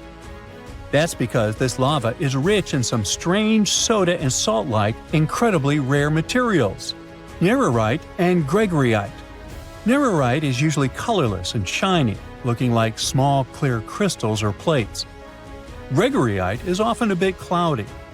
These guys are a geochemical mystery. Deep inside this place, there are two pools of magma. The rare minerals are probably born when carbon-rich parts of magma get separated from the rest, forming these two pools. And while they're fascinating, and we can get tons of them from this volcano, they're also completely useless. They're so rare and fragile that they're impossible to use in anything, even jewelry. Still, even astronomers find this curious. If there are planets out there that are rich in carbon instead of oxygen, like Earth, these minerals could be quite popular there. This volcano also releases a lot of gas, and I mean a lot. It's spewing out carbon dioxide at a speed of about 176 pounds per 1 second. Just think about it, about 5 tons of carbon dioxide per minute. Every minute, that's like several cars worth of gas being pumped out into our atmosphere. Luckily, our planet is used to this volcano, so it's not that dangerous to us. Meanwhile, in the central Andes, far from human reach, Lestaria is having the time of its life. This is also one of the most extraordinary and remote volcanoes in the world. This one is even taller than Erebus, rising to almost 18,700 feet. It's surrounded by a barren, otherworldly landscape. There are literally no humans within 90 miles around it, except for some volcanologists. Listaria is absolutely wild, constantly breathing out hot gases and steam. The air seems almost alive there, shimmering with plumes of vapor escaping from cracks in the ground. These vents, called fumaroles, are more than just hot steam. They're basically chemical labs. They spit out tons of various gases, all of which react with the air and rock around, and what's left behind is something otherworldly. It's like someone spilled a painter's palette, bright yellows, fiery oranges, and rusty reds. But the wildest part are molten sulfur rivers, streams of bright yellow liquid bubbling and flowing down the sides of a volcano. Some of it is still burning, darkening, like some sort of weird s'mores. All that because the sulfur is getting heated to its melting point by the intense heat below and turns into a thick, glowing liquid. Then it starts flowing, cooling, and hardening. You can't tell if you should be fascinated or disgusted by this sight. And if that's not enough to make you feel like you're on another planet, the place itself is just as extreme and crazy. Listaria is perched high on the Altiplano, at the edge of the Atacama Desert, one of the driest places on Earth. Pretty much no rain, and temperatures can plummet to minus 11 degrees Fahrenheit. At least some volcanic ash enriches the soil, so there are some hardy plants here and there. The weirdest part is a salt pan nicknamed Lake of Sulphur. It's fed by those sulfur rivers. It shimmers with minerals all along its shores. This lake used to be way higher in ancient times, but now it's just a shadow of its former self. Thousands of years ago, it witnessed a catastrophe of unimaginable scale. The southeastern side of the volcano, a huge part of it, crumbled and fell in an instant. The ground just gave way, and an avalanche of volcanic rock and ash thundered down the slopes. The landslide raced at terrifying speeds, faster than the fiercest storm, tearing apart everything in its path. It tumbled for 5 miles. When the dust settled, all that was left was a massive scar about half a mile wide. We learned this story from the debris around the place. Ash, pumice, and lapilli all are the shattered remnants of the volcano itself, lying now at its base. The ground shakes beneath you. The pictures rattle on the walls. You hear a rumble off in the distance. Then, boom, a deafening explosion. The shockwave blasts through the windows and sets off car alarms. You duck under the dining table for cover, but then you remember you live not far from a supervolcano in the middle of a tropical jungle. So, staying in one place isn't a good idea. The shaking finally halts. You take this chance to peek outside and see a giant cloud of smoke covering the sky. It's lunchtime, but you wouldn't know it. The sun is completely veiled and darkness falls. The power's out in the whole city. In this darkness, you see red molten lava shooting from the sky and spilling on the rim. You run outside along with dozens of your neighbors. Your priority right now, find safe shelter and fast. You think about taking the car, but with everyone running on the road, that's a no-go. So you run on foot where the crowd is going. Supervolcanoes are in a league of their own when it comes to natural disasters. Surprisingly, it's not all about size or height. A volcano is dubbed super if it erupts more than 240 cubic miles of magma. That's more than enough to overfill Lake Erie. It must also have a history of erupting and a magnitude of 8 on the Volcanic Explosivity Index. The largest active volcano on Earth is Hawaii's Mauna Loa. It's so big, it would cover the entire state of Rhode Island plus some. And next time you see a commercial plane flying high in the sky, remember that 30,000-some-foot altitude is about as tall as Mauna Loa is from base to summit. It's technically taller than Everest when you measure it like that, yet it's not considered a supervolcano. So you're running along the dark road not knowing and barely seeing where to go. Then, all of a sudden, a massive flaming boulder smashes through the bridge in front of you. You and everyone else are now stranded on the side of the volcano as it's getting more chaotic each second. Most of the crowd disperses, finding their own ways to safety. You remember there's a way to the other side not many people know about, but you'll have to cross a raging river through the dense jungle. You calm what's left of the crowd, and everyone follows you to your secret getaway. You finally get out of the city limits and head into the jungle. With the sky already dark, the tall trees and thick leaves make it almost pitch black. Everyone gets out their phone flashlights to navigate through the dark path. You all need to stick together and make sure nobody gets lost. Suddenly, fiery rocks strike the trees not far from you. Everyone jolts and tries to rush ahead, but nowhere is safe when it's raining scalding fire all around. You and your group have to pick up the pace or else. Imagine a typical avalanche or mudslide, very dangerous situations on their own. Now, imagine an avalanche of lava rocks and lava sliding down a mountain instead of mud. That's what's making its way towards you right now. More and more people catch up with your group and bring news that the entire neighborhood is submerged in lava. It's traveling quicker than you thought. You can never really predict how fast a lava flow will be until you see it. It all depends on how thick it is and how steep the mountain slope. Lava can move slowly at about 20 feet a minute, a fraction of the average person's walking speed. Or it can flow as fast as 30 miles per hour, which even the fastest person on Earth can't outrun. But the lava isn't even the most dangerous problem. If you didn't have protection, the gases spewing from the eruption would fill your lungs, and those spread faster and further than the lava flow. Your eyes and throat would be itchy. You'd get a headache, dizziness, increased heart rate, difficulty breathing. The worst would be passing out from the lack of oxygen. Luckily, everyone managed to grab their gas masks before leaving their homes. You're now entering the treacherous terrain of the jungle and the danger zone. Everyone's phone batteries are giving out one by one, so your vision is even more limited. The terrain is tougher, and you can't hear any sounds from the river. At this point, you're not even sure if you're going the right way. But your instincts tell you the deeper you go, the safer you'll be. The path is muddy, and the vines are hindering everyone's movements. That's when you hear something big running through the jungle. It's coming up on you fast. You can't see a thing until it's right up on you. A bear! And there goes a rhino. Wild cats, domestic cats, dogs, different creatures of all sizes and species. They all come running through the jungle right past you. You and your fellow humans aren't the only ones fleeing from the eruption. The rumbling is still going on. Before you know it, a shower of fire rocks strikes right behind you and ignites parts of the jungle. There's no going back. Everyone picks up and runs for it. You hear thunder in the distance. A flash of lightning lights up the dark sky. You think, finally, some rain to wash away this fiery nightmare. But that's not a regular storm brewing. These giant smoke clouds can mimic a thunderstorm under similar conditions. Your luck finally pays off. You hear the river straight ahead. You reach the bank and have to hop on some stones to get to the other side. You almost slip when someone from the group catches you just in time. Whew, that was too close. Not far down the river is a large waterfall leading straight to a shallow lake with sharp rocks at the bottom. The ash from the lava falls like snow, covering most of the trees and landing on the river. Ash is one of the most dangerous things about volcanic eruptions.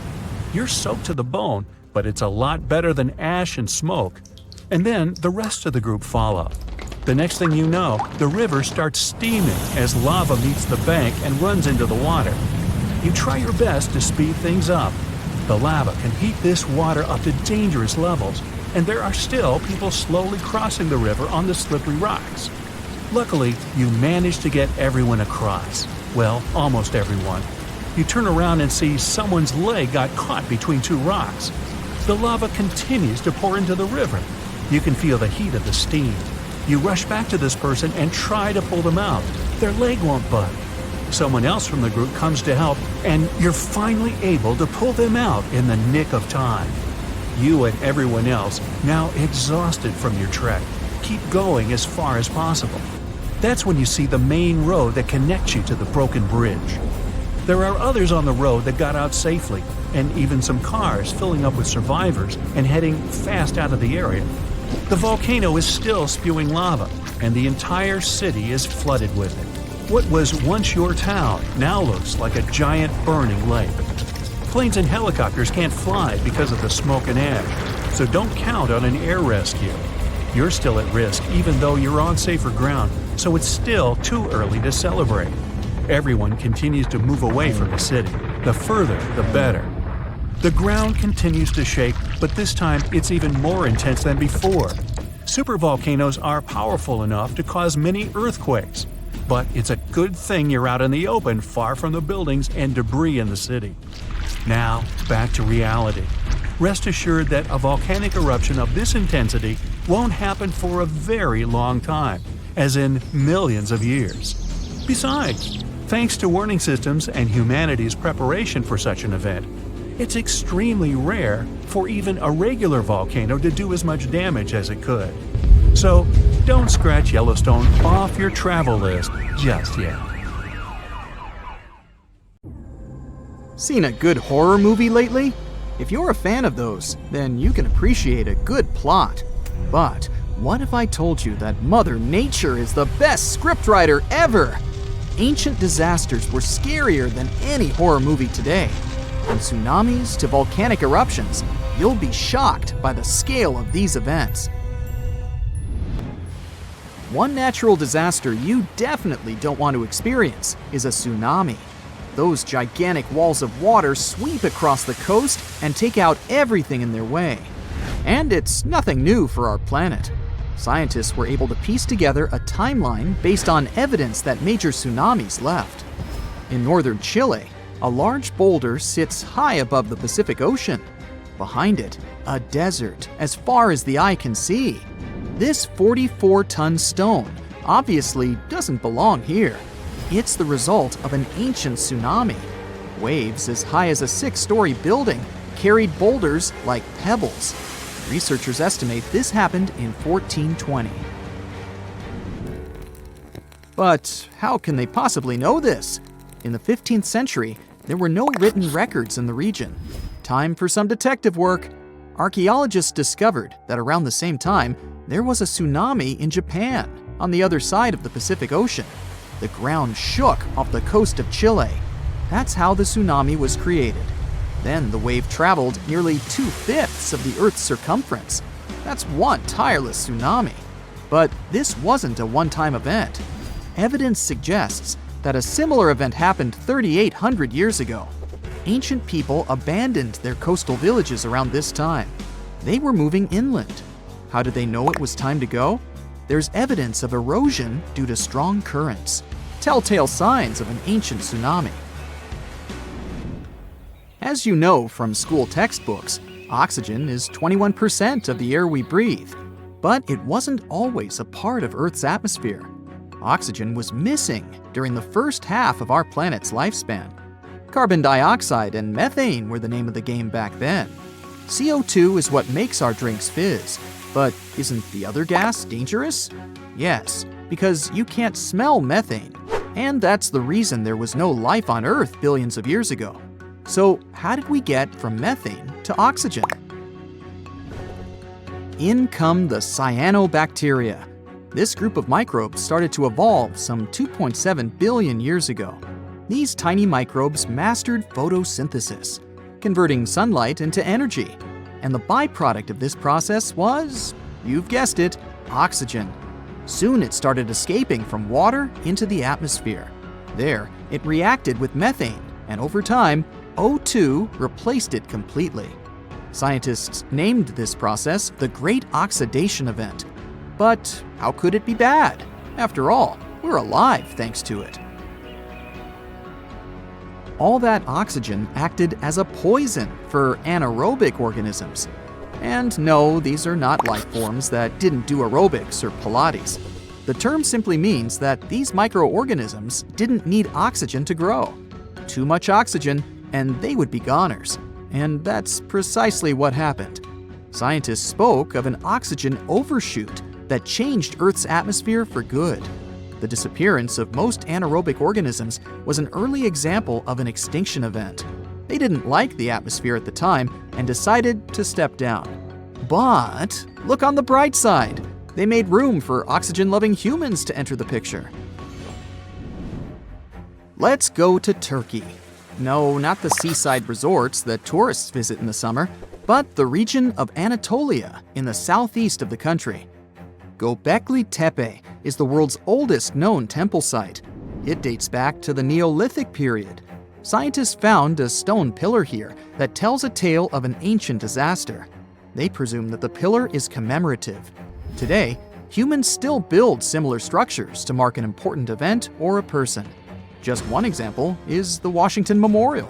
It was built in honor of the first American president, George Washington.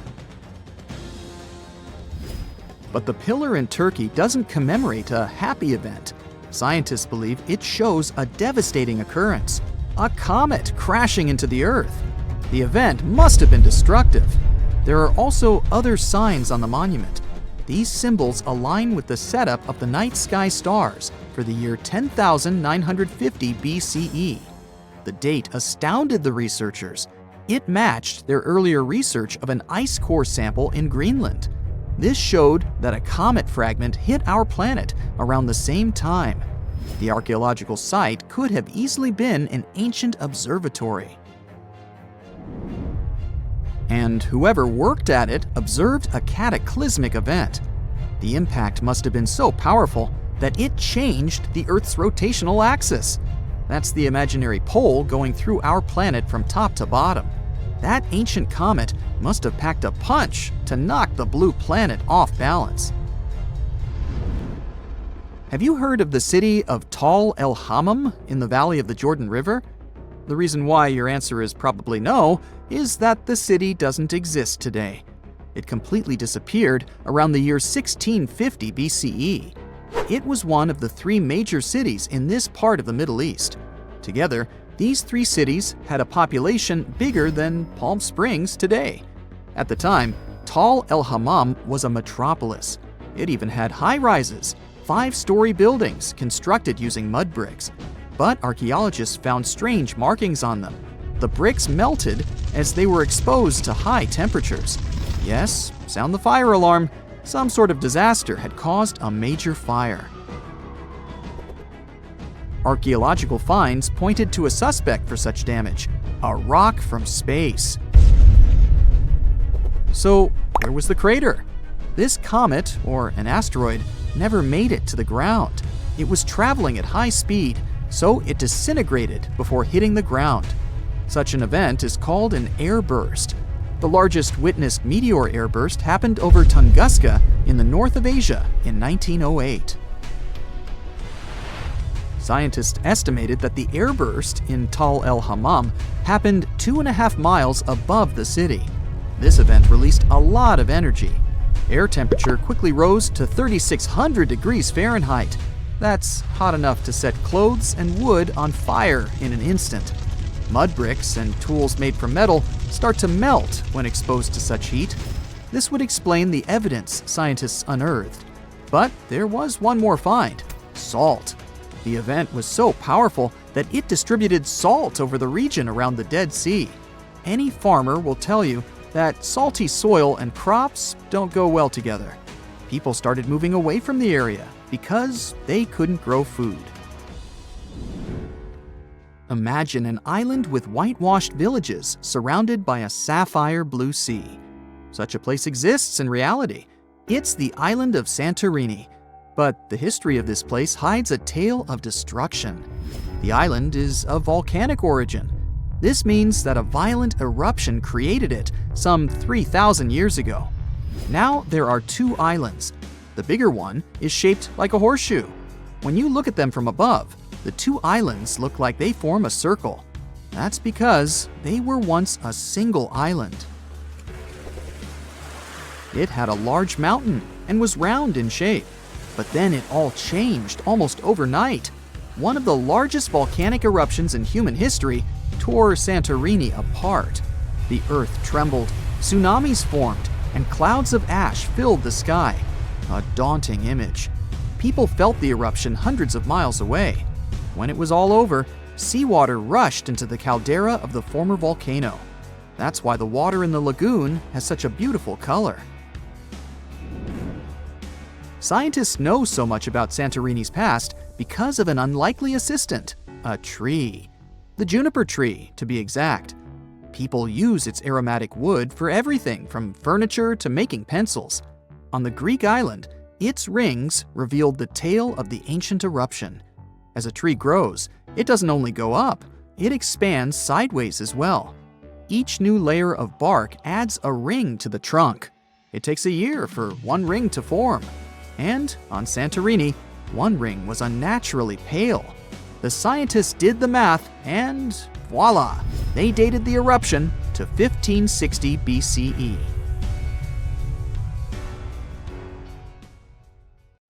Imagine standing in the middle of Europe 40,000 years ago. The landscape is rough, cold, and unforgiving. Fast food is scarce, and there's no internet. Suddenly, from out of the woods steps a figure, stocky, strong, and with a face that is quite unusual. This human looks similar to us, but something about them is different. Their brow is heavy, their nose is broad, and their body seems to be built to fight nature itself. Well, congrats! You've just met a Neanderthal. You might have thought that Neanderthals were basically ancient humans, but that's not really true. We come from the same genus called Homo, but we, all modern humans, belong to one same species called Homo sapiens. However, there used to be lots of human species before, and Homo neanderthalensis was just one of them. And they actually were kind of cooler than us. So what in the world has happened to them?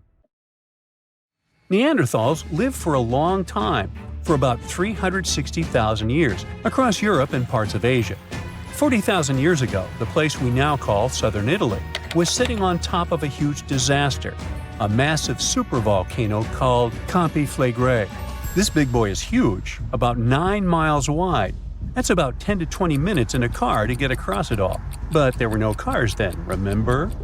At the time, it was quiet for a while, but one day, suddenly, it blew in what became one of the biggest volcanic eruptions Europe had seen in 200,000 years. The catastrophe was so crazy that ash, gases, and debris altered the climate across the entire continent. What comes next is usually called a volcanic winter. Average temperatures drop, the sky gets darker, and life becomes even harsher than it already is. The eruption, known as the Campanian Ingumbrite, caused Europe to cool by as much as 7 degrees Fahrenheit. Doesn't sound like much? Well, the drop of even 1 degree would cause winters to become harsher, causing horrible snowfall, rains, and floods. Crops would struggle to grow, leading to food shortages. The weather would go wild, too, with storms and droughts. Hey, kind of like now. Except multiply this by 7. Events like these caused some huge chaos in modern times.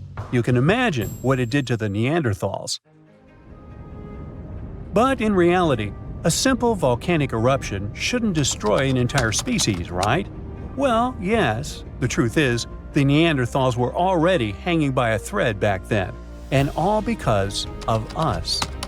They've been in a tough spot for a while. They lived in places that are now parts of Europe, Western Asia, and the Middle East. Modern humans, us Homo sapiens, entered Europe and were giving them some serious competition for food and shelter. Homo sapiens were sneaky dudes, better at finding food, easily adapting to different environments, and using more advanced tools. We were pushing Neanderthals out, trying to get the same resources. We literally made their extinction a slow and very unpleasant process. So, while the volcano definitely made things worse, it wasn't their only problem, and they didn't completely disappear after the eruption. Some of them hung on in isolated places, like Gibraltar, for another 12,000 years. That's because it's likely most of the severe cooling actually happened farther east, away from where the Neanderthals were trying to survive, and it didn't hit their homes as hard as we thought. In fact, the eruption may have even helped them, at least for a while. Some scientists say that the volcanic fallout might have slowed down modern humans' expansion into Neanderthal territory and gave the poor fellas a little more time to survive. So, the Campi Flegrei eruption was a nasty event, but it only delayed the inevitable. Campi Flegrei is a wild card. It's also known as the Fields of Fire. The air itself there is thick with legend. The Greeks and Romans believed this volcano was the gateway to the underworld. Even an ancient Roman poet, Virgil, hey Virgil, mentioned this in his famous story, the Aeneid. The hero Aeneas must descend into the underworld, and this place is exactly where he starts. Back in the day, this landscape was full of Roman villas, spas, and fish ponds. The elite had the time of their lives there. What they didn't know, though, was that they were standing on treacherous ground that could go crazy at any moment. The Campi Flegrei is not your typical volcano. You'd imagine a single towering peak, but the landscape looks deceivingly calm, with small features popping up here and there. But if you flew above it, the sight would be insane. A gigantic circular basin, peppered with volcanic cones and craters, like scars from the Earth's violent past. The danger here lies in its subtlety. The ground beneath your feet is constantly shifting, even when you don't notice it. Every so often, the land rises, only to sink again, sometimes by several feet, as magma or gas moves beneath the surface. It's incredibly creepy. The risk is almost invisible. The Campi Flegrei is a massive depression formed by two colossal volcanic eruptions. One of them was the one that cooked Neanderthals, and another happened 15,000 years ago. The most famous eruption, though, happened in the 16th century, and it was horrifying. The year was 1538. For years, the people of Paswali had noticed something unsettling. Land that once sat below the waves was slowly rising. What was once the sea had become new ground. Rumblings from deep within the earth were terrifying, but had become a normal part of life. Earthquakes started in the early 1530s, small at first, but in just 8 years, they became the norm. Until one day, on September 28th, horrifying tremors shook the ground. By the next evening, as the sun dipped below the horizon, a massive crack ripped open the earth near the ancient Roman town of Trippergoli. From this gash spewed fire, smoke, and a rain of volcanic ash miles away. It was thick and muddy, likely mixed with underground water. The ground trembled as hot pumice rock was thrown high into the air. And then a new mountain began to rise from the land. This was the birth of what we now call Monte Nuovo. Eventually, things seemed to calm down, as if the earth was catching its breath. For days, things seemed quiet. Locals relaxed a bit. They began to approach the new mysterious volcano, a crater with something that resembled boiling within it. People visited it like a new attraction. But then, just days later, the disaster struck again. At night, without warning, a new mountain went wild. A blast from the southern flank hurled scoria, chunks of jagged volcanic rock, into the air. This one was fatal for 24 people. The debris found afterwards was huge and coarse. For centuries after, the only signs of life from the Monte Nuovo were small fumaroles, jets of gas seeping from the earth. But then, even those faded away. Now it's just a lush green cone, a pretty sleeping giant. But the ground near Naples, Italy, is still alive. The Campi Flegrei sits quietly for now, but it might not be for long. It's showing signs it might be waking up again.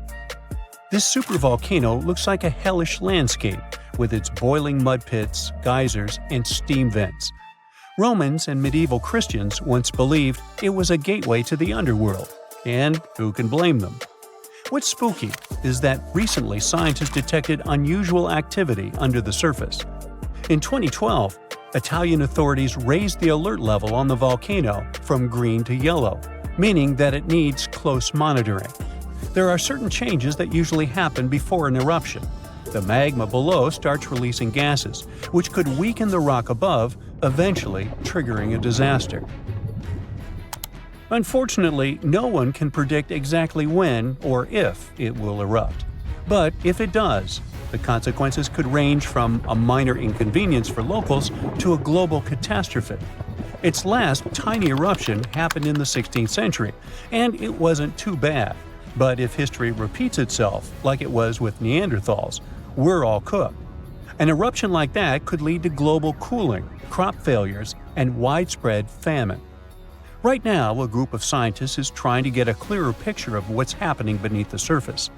The Campi Flegrei Deep Drilling Project is working to drill a 10,000-foot borehole, hoping to check out the magma chamber up close. But at least for now, the supervolcano remains quiet, and let's hope it stays that way. So hey, take a look. This is our planet's crust, its outermost and thinnest layer. And here's the mantle, it's way thicker. And this is the core. Wait, what's happening here? Uh-oh, the core is leaking right into the mantle. Quickly, we gotta stop the leak. What do you mean it's been going on for millennia? Earth's core is actually a very intriguing thing overall. Its unique properties, ranging from housing a mysterious metal orb to being nearly as hot as the sun's surface. Well, another one on this list of enigmas, apparently, our planet's core is leaking gas. I can relate. Is it dangerous for us? Is it going to boom if somebody lights a match? Well, not really, all because this gas is a rare isotope called helium-3. Helium-3 is a version of helium with one neutron instead of the usual two. Most of helium-3 in the universe was created around the time of the Big Bang, so it's some pretty ancient stuff. As the solar system formed, this gas became trapped deep within Earth's core. Shielded from space collisions and other cosmic hullabaloo, it remained hidden in the planet's depths for billions of years. Now, we've known for quite some time that occasionally, trace amounts of helium-3 escape to the surface, but no one has known the exact mechanism behind this leakage. Until recently, the breakthrough came with the discovery of exceptionally high ratios of helium-3 and its more common counterpart helium-4 in ancient lava flows on Baffin Island. This island is located in Canada's remote Arctic archipelago. The craziest thing is that these findings have the highest helium-3 ratios ever observed on dry land. The research revealed significant helium-3 levels. It might mean that the volatile elements from the solar nebula, that's the cloud of gas and dust that gave birth to our solar system, have remained in Earth's mantle since the earliest stages of the planet's formation. The discovery was made in lava flows that erupted around 60 million years ago, during the formation of a new seafloor when Greenland and North America split apart. But hey, it was amicable. The research team, led by Forrest Horton from the Woods Hole Oceanographic Institution, used advanced techniques to measure the helium trapped in olivine crystals within the rocks. These crystals formed before the magma erupted, which helped preserve the helium as it rose from deep inside the planet. The scientists found about 10 million helium-3 atoms per gram of olivine. That's a shockingly high concentration for Earth. You see, Earth's core acts as a reservoir for helium-3, storing it since the planet's formation. Over time, small amounts of this gas escape into the mantle through processes like mantle convection. That's when the planet's rocky interior stirs and moves like boiling water. Magma plumes, which appear in the mantle and rise to the surface, carry helium-3 with them. When the magma erupts, most of the helium escapes into the atmosphere. However, some of it gets trapped in crystals within the lava. That's how scientists can later study its origin and movement. Now let's follow the journey of helium-3 in the Baffin Island rocks. It began at least 100 million years ago. Mantle plumes carrying the helium likely took tens of millions of years to reach the surface. It means helium-3 has been leaking from Earth's core for millennia. It also means that our planet most likely formed in a solar nebula containing helium-3 and other noble gases. Baffin Island is an ideal location for studying Earth's deep interior. Its volcanic rocks are remnants of ancient lava flows that erupted when the North Atlantic began to open. The researchers traveled by helicopter to the remote island, which boasts towering cliffs, icebergs, and even polar bears. Local organizations helped the team access the area and ensured their safety during the expedition. The discovery of helium-3 leaking from the core raises new questions about what other elements might be stored deep within Earth. Could it be significant amounts of other light elements, such as carbon and hydrogen? These elements are critical for life and could provide further insights into the planet's habitability and evolution. For instance, the core's lighter-than-expected density might be explained by the presence of these elements. Plus, understanding the movement of helium-3 could also help track the behavior of other gases across the core mantle boundary. But this isn't the only unexpected discovery about Earth's insides. Let's go to Turkey's central Anatolian plateau. There, Earth's crust seems to be slowly dripping into the planet's interior. This process, known as lithospheric dripping, is still shaping the surface geology of the region. Lithospheric dripping occurs when the lower part of Earth's crust, heated to a certain temperature, becomes viscous and begins to flow downward. Imagine a thick liquid like honey or syrup flowing into a bowl. Now you get it. Now, speaking of Earth, it's been happening over a long period of time. And as this material moves downward, it pulls the crust with it, causing the surface to sink. As a result, we see new depressions or basins. Once this gooey material detaches from the crust and sinks further into the mantle, the surface rebounds, causing the ground to rise. This cycle of sinking and rising is what creates the shifting landscape in regions like the Konya Basin in the central Anatolian Plateau. It is the very site where geophysicists observe signs of lithospheric dripping. The research team, led by Julia Anderson from the University of Toronto, first noticed unusual patterns in satellite data, including a circular feature in the region where the ground was sinking.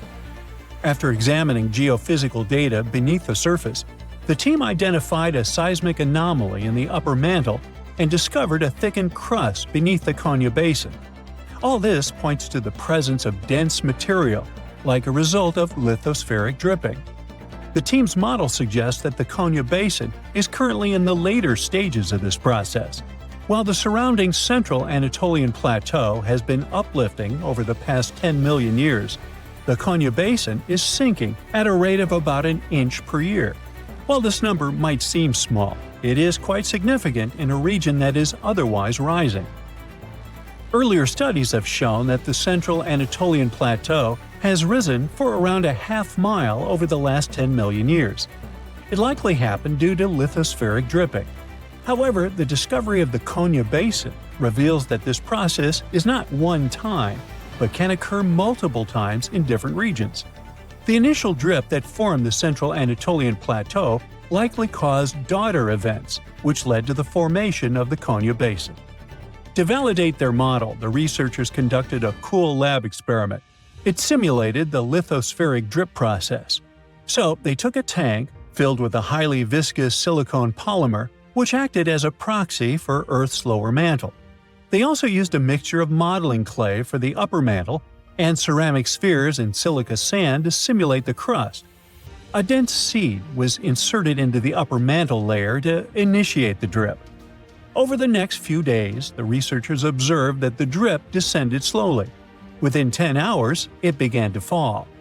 By 50 hours, a secondary drip had started. The results confirmed that, even without horizontal movement in the crust, the dripping process caused the surface to sink, forming a depression similar to the Konya Basin. This experiment has shown that lithospheric dripping can cause vertical deformations even without horizontal movements. Plus, it has proven that one event can trigger more drips that can change Earth's surface. This discovery helps scientists better understand how Earth's crust behaves over long periods of time and how tectonic processes can affect the landscape. Now, how about a bonus fact? In 1692, Edmund Halley, that guy famous for Halley's Comet, suggested that Earth might be hollow. He imagined layers beneath the crust with two concentric shells and a core about the size of Mercury, all floating in glowing gas. He even went further, speculating that these inner layers could be inhabited. This wild idea inspired Jules Verne's famous novel, Journey to the Center of the Earth. Wow! So this huge volcano, everyone thought to be extinct, woke up and spat out a black ash cloud 50 miles high. That's about 9 times as tall as Mount Everest. Located in what is now Indonesia, the powerful Krakatoa had caused huge tsunamis that rocked over ships as far away as South Africa. It also changed the temperatures around the world for several years. The volcanic island of Krakatoa in the Sunda Strait was likely born thanks to another major eruption several centuries ago. It hadn't erupted for at least 200 years before 1883. So the first tremors and blasts in May of that year came as a total shock to people living nearby. Then ships sailing through the busy water passage started reporting clouds of ash above the volcano. It went quiet again for a while, but they could still see ash above it. The eruption culminated at the end of August. It was so powerful that it shattered the island into fragments. Witnesses heard the sound produced by it in Australia, around 3,000 miles away. They described the noise as the roar of heavy cannons. Some say it was the loudest sound ever heard. During the next 5 days, the pressure wave from the eruption traveled around the globe 3.5 times and was seen on barographs on different continents. Hot avalanches of ash spread down the volcano as far as 25 miles away at crazy speeds. They ruined the surrounding islands and took 36,000 lives. Tens of thousands more drowned in tsunamis that happened after the volcano had collapsed into the caldera. Over 100 coastal villages on Java and Sumatra were completely wiped out. All this made the waking up of Krakatoa one of the most devastating in the entire recorded history. The Earth's crust is like a giant puzzle, made up of massive pieces known as tectonic plates. These plates are constantly sliding against each other over the mantle, which is the molten layer beneath. Indonesia is right in the middle of the so-called subduction zone. Here, the Indo-Australian plate collides with part of the Asian plate as it moves northward. As the oceanic plate dives down, it gets heated up, and you've got the perfect recipe for a volcanic hotspot. Krakatoa had 3 peaks, each serving as an exit door for a massive magma chamber beneath it. During a previous eruption, debris blocked one of these exits, and the pressure built up beneath. When Krakatoa finally blew its top, the blast split the magma chamber wide open. The eruption led to a so-called volcanic winter. Krakatoa had sent 6 cubic miles of rock, ash, and debris into the atmosphere. They created a thick veil that surrounded the Earth. The particles scattered sunlight, and the troposphere below cooled down. The effect stayed strong for several years. The northern hemisphere experienced colder than average temperatures, and in some regions, summer temperatures didn't rise to typical levels. Southern California received a record amount of rainfall in the months following the eruption. The sky became darker in different parts of the world for years afterwards. The sunsets, for many months, turned into a spectacular show of red and orange. One astronomer supposed it was the source of the inspiration for The Scream by Edvard Munch. The painting shows exactly what the sky over Norway looked like after the eruption. It also produced a rare type of halo called Bishop's Ring and a volcanic purple light at night. For several years after Krakatoa had blown up, the moon looked blue and sometimes green. That's because some ash clouds were full of particles large enough to scatter red light, only letting other colors pass. Someone even witnessed lavender sun and night-shining clouds. Krakatoa became the first scientifically well-recorded and studied eruption of a volcano. Between the moments the first clouds of ash were seen by a ship passing by and the disastrous eruption, scientists managed to organize geological expeditions. They studied the volcano and gathered samples of volcanic rocks. It became useful for understanding volcanic activity. Krakatoa was sleeping tight until the 1920s, when some locals noticed a column of steam and debris spewing from the collapsed caldera. Within weeks, the rim of a new cone sprang up above sea level. After a year, it was a small island named Child of Krakatoa. It continues to erupt, but fortunately without serious consequences so far. In April of 1815, Mount Tambora unleashed a massive eruption, wreaking havoc on the Indonesian island of Sumbawa. It destroyed homes and claimed 10,000 lives. Another 80,000 perished because of diseases that spread in the aftermath. The following went in history as the year without a summer. Cold, wet conditions wrapped Europe and North America in an unexpected chill. It became the coldest in at least 250 years. In the summer of that year, the temperatures dropped the most.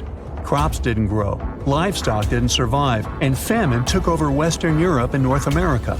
New England had snow and terrible frost in the summer months. Food prices went up. Oats for horses became a luxury. Some people say it even inspired the invention of the bicycle in 1817. Scientists used early data and climate models to see if it was all because of the Tambora eruption. They compared the data to similar years.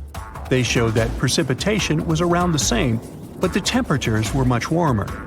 When they introduced the volcano into the scenario, they got the exact data for the year without summer. They say that a powerful volcanic eruption like that one increases the likelihood of extreme cold by up to 100 times. The explosion of the Toba supervolcano on the island of Sumatra around 74,000 years ago became the Earth's largest volcanic eruption in 28 million years. Parts of Indonesia, India, and a slice of the Indian Ocean got a cozy blanket made up of 6 inches of volcanic debris. It spat out a volume of rock comparable to almost 3 million Empire State Buildings. The crater it had left behind is still seen from space. All the ash and volcanic gases that sprang into the atmosphere because of the eruption partially blocked the sunlight. A severe volcanic winter began and lasted for 6 to 10 years. Some anthropologists see a connection between the Toba eruption and how limited modern humans are when it comes to genetic variety. Around 74,000 years ago, exactly when the Toba erupted, there was a population nosedive.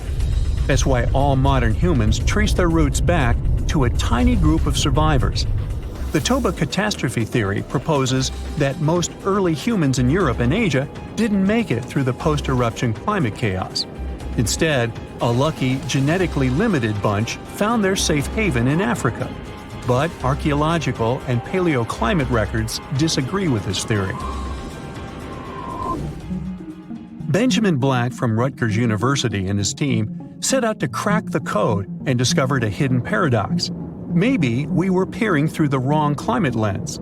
They ran 42 different climate model simulations, varying the magnitude of volcanic emissions, time of year of the eruption, background climate state, and eruption column height to see what climate disruptions the Toba eruption might have caused. There was a significant drop in temperatures in the northern hemisphere in the first year after the event, up to 18 degrees Fahrenheit. The southern hemisphere, where the early humans were settling, didn't go through a rough cooling that could have affected them all. The most significant eruptions that can seriously change the world's climatic patterns come from supervolcanoes like Yellowstone or Mount Toba. Luckily, these erupt very rarely, about every 100,000 years or more. Still, climate scientists study volcanic eruptions to understand and explain short periods of cooling in the history of our planet. Every few decades or so, a volcanic eruption lets out a substantial number of particles and gases. Some of them will block enough sunlight to start a brief global cooling period. Nothing like the real volcanic winter, but still felt across the globe.